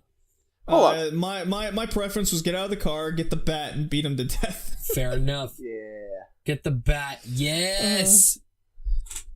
So I had to actually pay attention to the story and kind of get to know the characters that are in the game. Everyone's, as Kevin said, like standard Italian guy. Everyone's like Luigi, Joey, Don Salvatore, Capo, these guys. Hey, what are you doing? Everyone's got their New Jersey, New York thing going on as well. Luigi is your first contact. So what happens is the main character is arrested because he was betrayed by his girlfriend. Mm-hmm. And aren't we all? While being transported in his prison van, what actually happens is one of the prisoners was getting broken out, and he just happened to be in the same transport van. So this other mafia dude was being lifted, right? So the main character, your first job is to go to a safe house, and then this dude whose name's 8-Ball, as you find out, he gets you work and into the Leone crime family. So you end up meeting Luigi who owns Sex Club 7, which you do a lot of business with. As don't we all? As you do. And you encounter you do with the mafia, and you encounter a couple other major crime organizations like the drug cartel Colombians, and the Triads in Chinatown. And I believe there's also the Yakuza, which is in a different city altogether. So the more missions you complete, then you can unlock another island. So you're in Liberty City, and Liberty City is separated into a couple islands, and that's the whole game. And you try to basically, you do all these crime missions basically. That's the game at its crux. You go to a lot of stealing car missions to get money, a lot of popping guys. Every mission really kind of boils down to kill this guy. Yeah, it gets very repetitive in the missions. That's for sure. Go here, so steal don't this even car, play the bring missions. it back Just kill here. the people on your own. Done. Well, yeah, I mean, let's face it. Grand Theft Auto, all the fun really is just causing mayhem and doing random shit. Well, when you focus only on the game, I mean, sure, you have to you need to do missions to unlock more stuff to do in the game. At least in this iteration. Well, to be fair, Rockstar does do a pretty good job with the stories. Well, they do now. I mean, I think the stories really started taking off in San Andreas. Yeah, it became a little bit more focused because they were definitely. I believe they definitely saw after the fourth one that, wow, if we don't change up the missions or make the story more interesting, the game's very repetitive. The gameplay, people are going to eat up the gameplay anyway, but when you make the story interesting, it gives more incentive to actually play it. Right. And that's what Grand Theft Auto 3 was lacking. Now, don't get me wrong, it was still fun to just cause random shit, have a drive-by to a hooker and then steal her money. Rocket launcher, getting tanks from the army depot. Just random shit. Did Super anyone fun. play on their phone? No. Because, good, you probably should. I busted out my PS2 and played it that way. I tried the first mission on my phone, and then I was like, oh, no more. It was bad. It was a bad game. A bad time. Yeah. Yeah. But yeah, it's still super fun. I just wish the story was more or no, I didn't really care about the story too much. It was the missions themselves. They got repetitive. That was my main issue. It controls quite well, actually, I found. Yeah. Didn't have any issues. Vice City has weird controls, if I remember right. Yes, Vice City was the one that's the sequel. Right now. That one was kind of weird. So, yeah. Josh? Everything's been touched on. You guys have all said what I'm going to say, so. No one else has been touched, though. Hey! Cause sex See games. what I'm saying? Oh, man. My favorite thing. What I remember. Little childhood memory, or 13-year-old memory, was you get some special vehicles like with the open tops, and you put a hooker in there. Because my whole thought process as a young teenager was, if there's no top on the car, I can see them bang. And they just sit there in the car rocks. They just sit there in the car rocks left and right. You ever speaking of relative PS2 graphics, there's a mission where you got to carry a dead body around, and the trunk was like, "Whoa, a dead body!" So I purposely tried to knock the trunk off the car to see what a dead body would look like. It's a really bad PS2 model shoved in the trunk. That's all it is. Fantastic. I fucked around a lot. Cop chases is my favorite part of Grand Theft Auto. Yeah, obviously. Shall we move on to my Let's picks? get it. No, because your fucking picks are random as shit. Boring, but yes, let's go. Okay. Again, I'm sorry you guys felt that way. I was out on Twitter last night talking about this game. It's called Dune on the Sega CD. Also came out on MS-DOS and the Amiga. The game is actually not available for purchase anymore, as far as I can tell. Oh yeah, it's on the fucking Sega CD. But you can get eBay copies on the Sega CD. It's on the Sega CD. Oh, this game you can't buy it anymore because they don't make those no more. Well, it's not on Good Old Games, so they haven't done anything with it since then. But anyways, I didn't think of that. Game actually comes with a lot of controversy. It was involved in groundbreaking achievements in the real-time strategy genre. There was more to the pick than just the strange sex scene that entailed in the game about 3 hours in. Yes, it takes 3 hours to get to that point. And the best part is with the sex scene, it was basically because the guy's like, it's like my sister. So you basically fucked the guy who's telling you what to do, sister, or something like that. What is it? Yeah, so we'll eventually get to that. It's very strange how the game puts it. So for those not familiar, Dune is a novel. Dune is a novel from the 60s, a movie in the 80s, and the game is directly based off of that. And the developer Cryo had to actually buy the main guy of Cryo bought the rights to make a Dune game that is relative to the story and very faithful. And he wanted to make it almost exactly the same. Still got copyright claims on the music. And it's still got copyright claims, yes. Because where the problem was during development of Dune, there was another company that was given the task to make another Dune game, and they were making a straight real-time strategy game based on the 1989 Herzog Spy game, which was the first RTS game. Yeah, remember how you said this game takes 3 hours to get started? Nah. Yeah, it does. Yeah, it's a no from me, dog. So I'm sorry you feel that way, Randy Jackson. There was a lot of controversy between the two games because the second developer thought that this one that we played on the Sega CD was canceled, so both games came out in 1992. Hey. Yeah. We're young. I wasn't born yet. Oh, I was there. I was 4 years old. Noise. So, you're the main character. The story, the game is incredibly plot heavy. It's basically an adventure game, not so much point and click, but more along the line of what we played on a previous podcast episode, Snatcher, where it's this text-based adventure. You click in to dialogue with characters, and when a certain task is given, that's when it goes into this RTS type screen. Okay?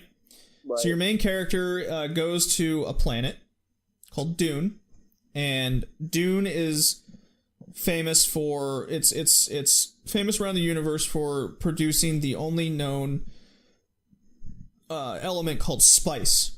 And what spice does is it's this very important thing used in space travel. So think of like Star Trek going through warp mode. What spice does is it allows, and you find this out about an hour and a half in the game, what spice actually does. A lot of the natives on the planet of Dune have these blue eyes. And when you're exposed or do a lot of spice, think of like crack cocaine, essentially, it becomes a drug. And the spice allows them to see the future. So when you go into warp drive, you're able to see that, you're not going to run into a planet or warp right into an asteroid or something. So that's the whole premise behind it. And this main character is tasked with going to Dune and basically mining a bunch of spice, taking control of the natives, and having the natives fight for him to kick out this like militia dude who wants the spice for himself. That's the whole crux of the game. It is very populous. It is very much in the realm of that. A lot of gameplay was taken from Populous. Josh, you get any of that? Yeah, basically, Soma is bad. Soma is bad, yeah. It's a bad horror game. Not the game, you fucking dink. Whoa, don't call me Mr. Dink. That was my father. Anyways.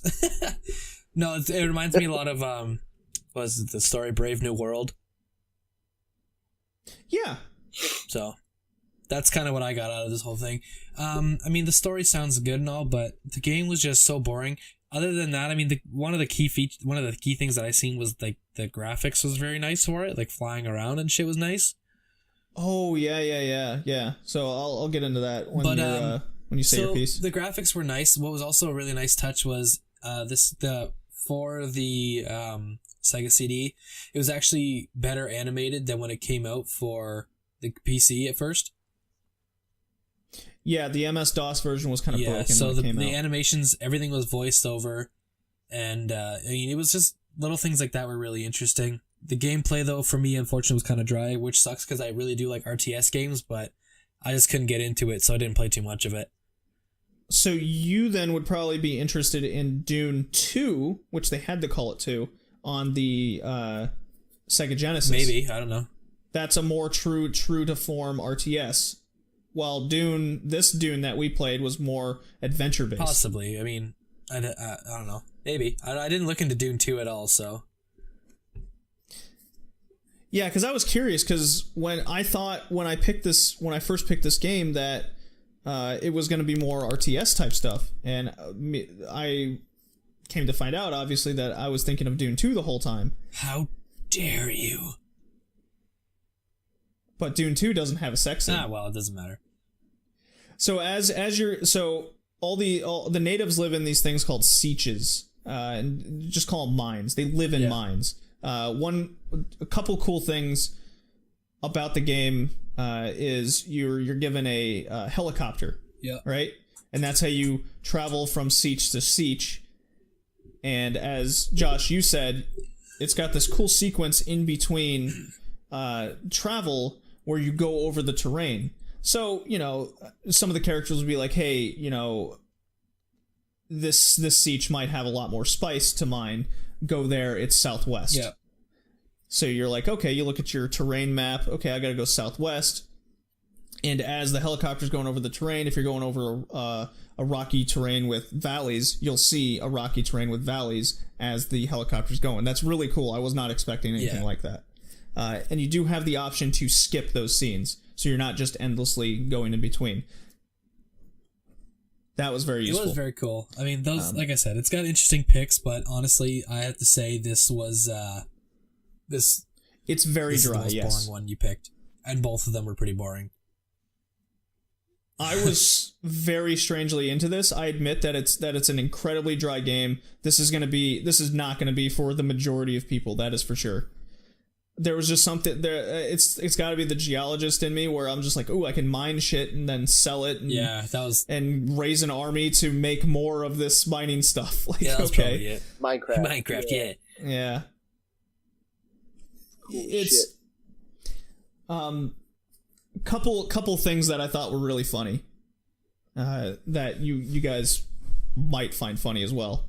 If you walk more than one screen, the sun will go down and the character will freeze to death. Oh, nice, interesting.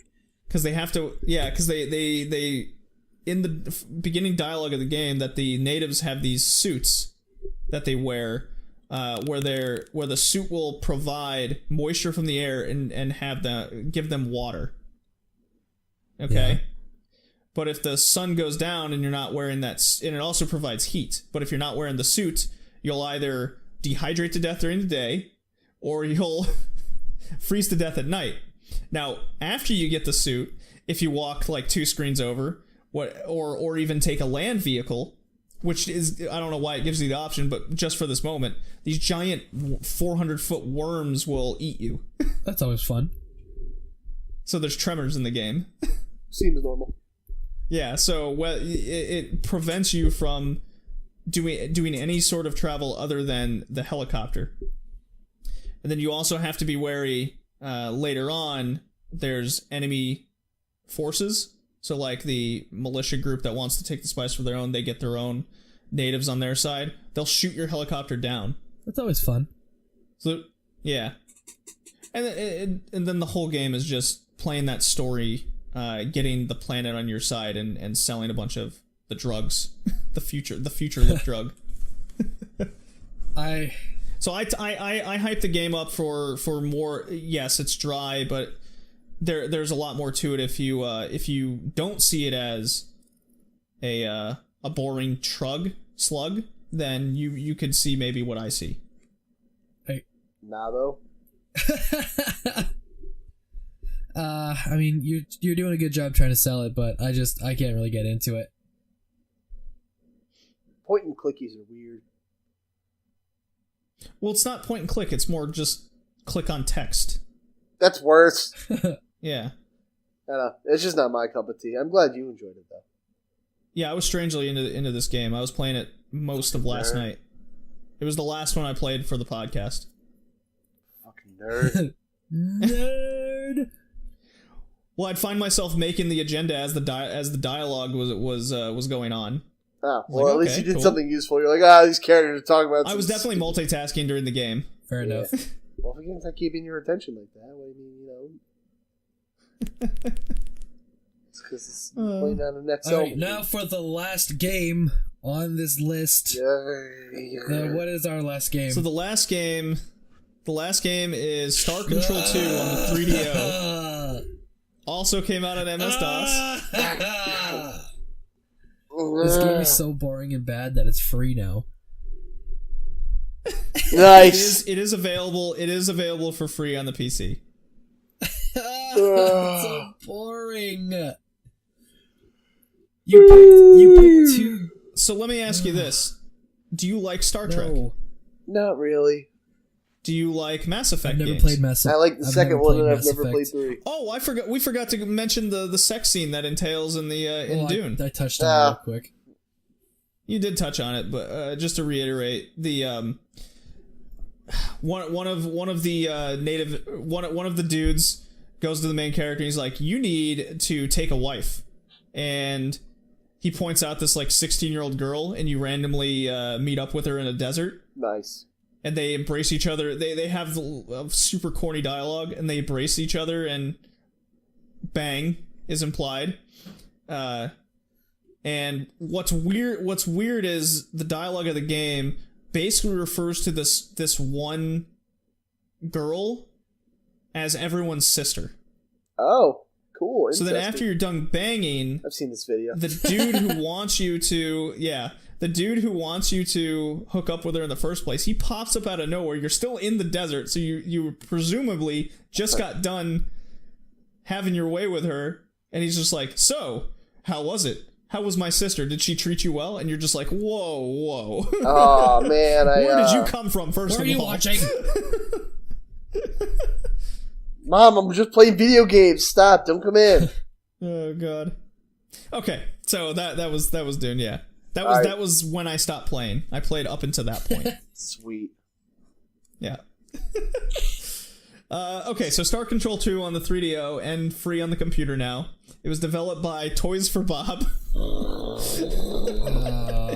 It came out in 1992 as well. This game was so boring. They made such great games as the Skylanders games. And Disney's Extreme Skate Adventure. Just excuse me as I jump out my fucking window. It's such a weird way this company went. This game is definitely okay in the podcast. Here's a short and simple. You're a spaceship. Okay. You're a spaceship. You go and collect minerals, and you go to other planets, and each planet has its own problem, and you solve them with the minerals you mine on each planet. Done. Okay, so where's the banging part?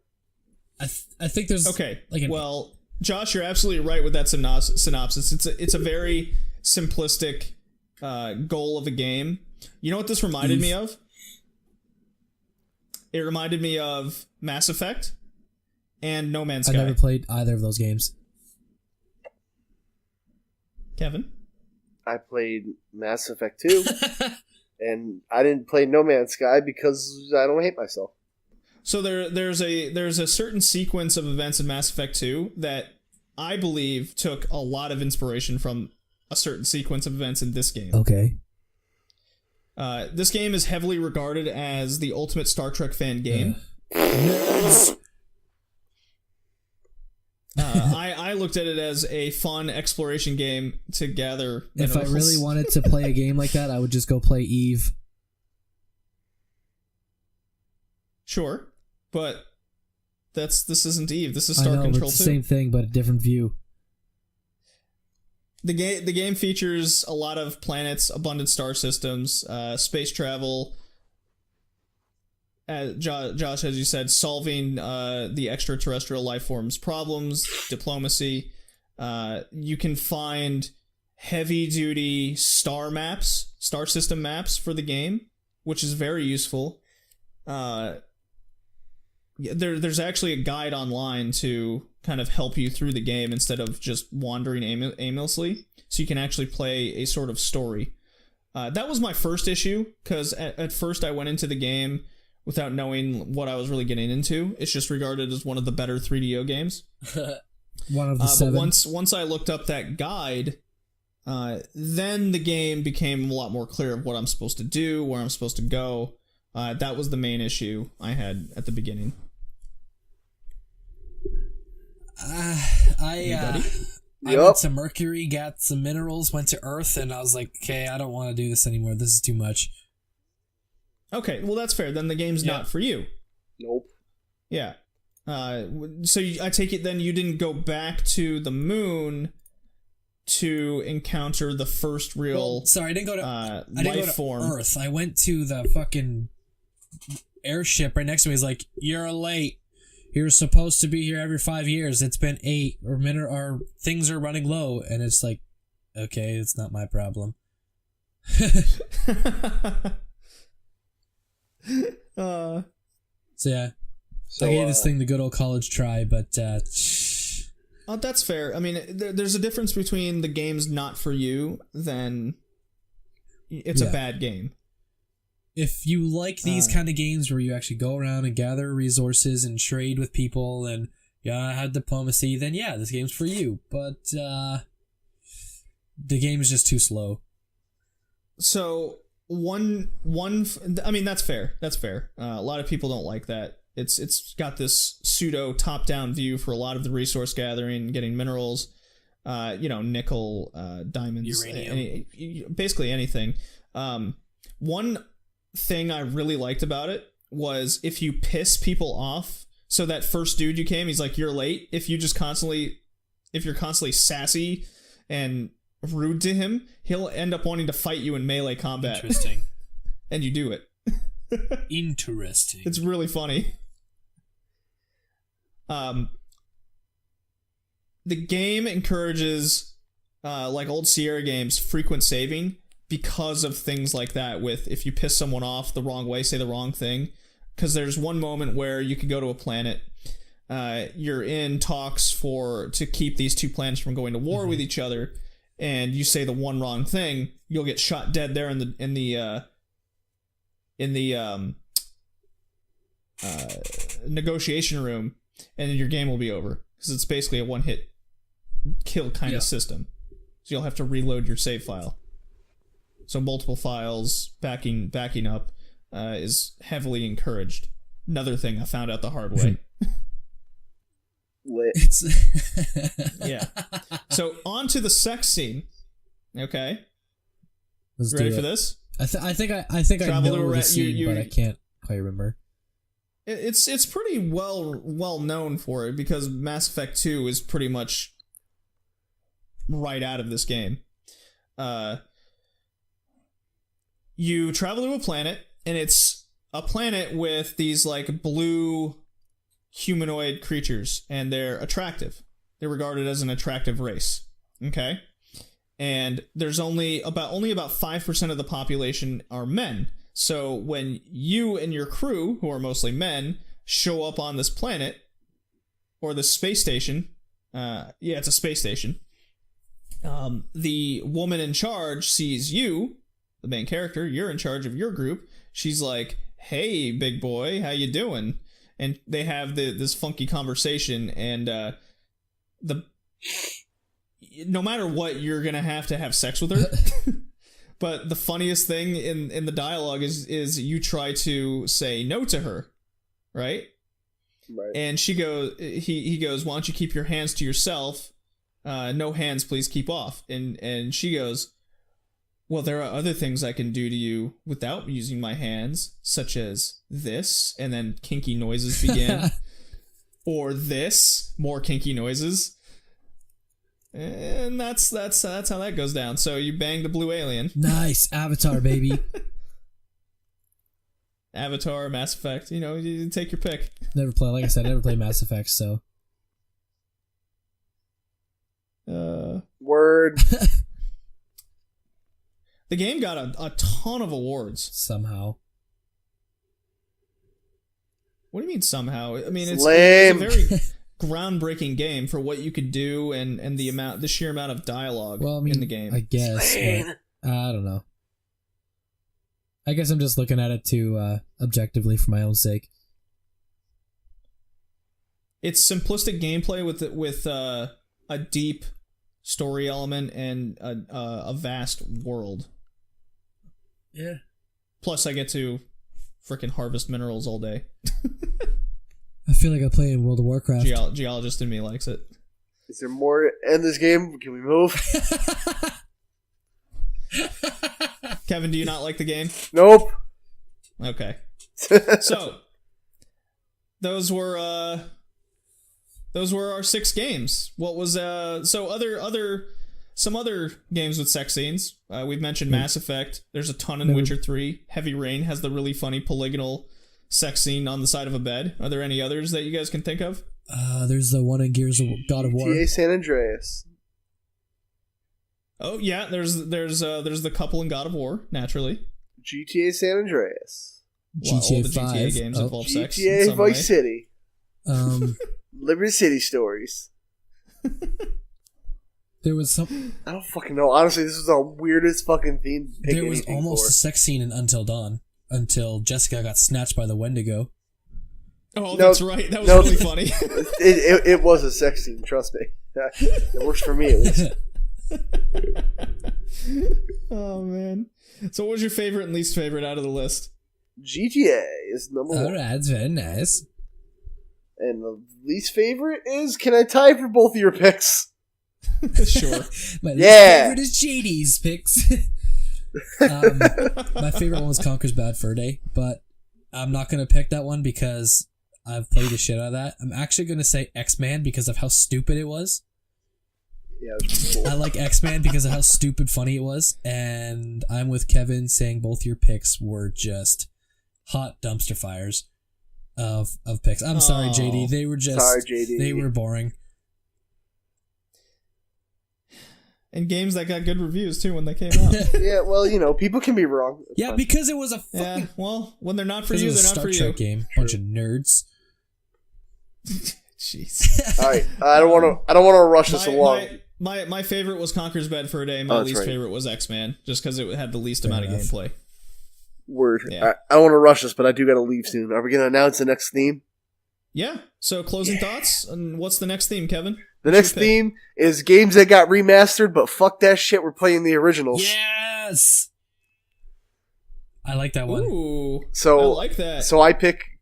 Should I say it now? Can I pick it So now? remastered originals? Yeah, tease. Yeah. So I'm going to be rolling with Medieval and Crash Bandicoot. Can I say my picks? Because mine, I'm going to pick Final Fantasy VII and Ocarina of Time. How much time do you think we have, Just fucking Josh? play the game. We're not going to do one for a while, dude. You have Christmas and New Year's rolling up. I'm not gonna lie. I've played Final Fantasy VII. Exactly. So I'm good. I know Exactly. it's And if going you down. haven't played it, then for those people listening, if you want a good heads up, there's a whole playthrough on my channel. There you go. Oh. So there, I'll save my picks for when I Oh. think about them. word. And I hope you hate We them. probably will. I can't wait to play Day of the Tentacle remastered and fucking Grim Fandango. Here we go. I already know what you're gonna pick, and I already hate it. Oh boy! Actually, I'm looking forward to Medieval. I'm gonna get my hands Same. on that again. See if my opinion is still the same. Word. From what I My remember. closing thoughts, JD, you picked the worst games this time, and I'm sorry, buddy. Hey, Yeah. I thought it was a fun podcast. That's the whole opinion. You picked shit. Fun theme. All right, guys. All right, so this was the Red Leaf Retrocast, episode 14. Bad sex games, bad games with sex scenes or scene. Yeah. And we'll see you in the next year. How about that? Play us out to that song you like.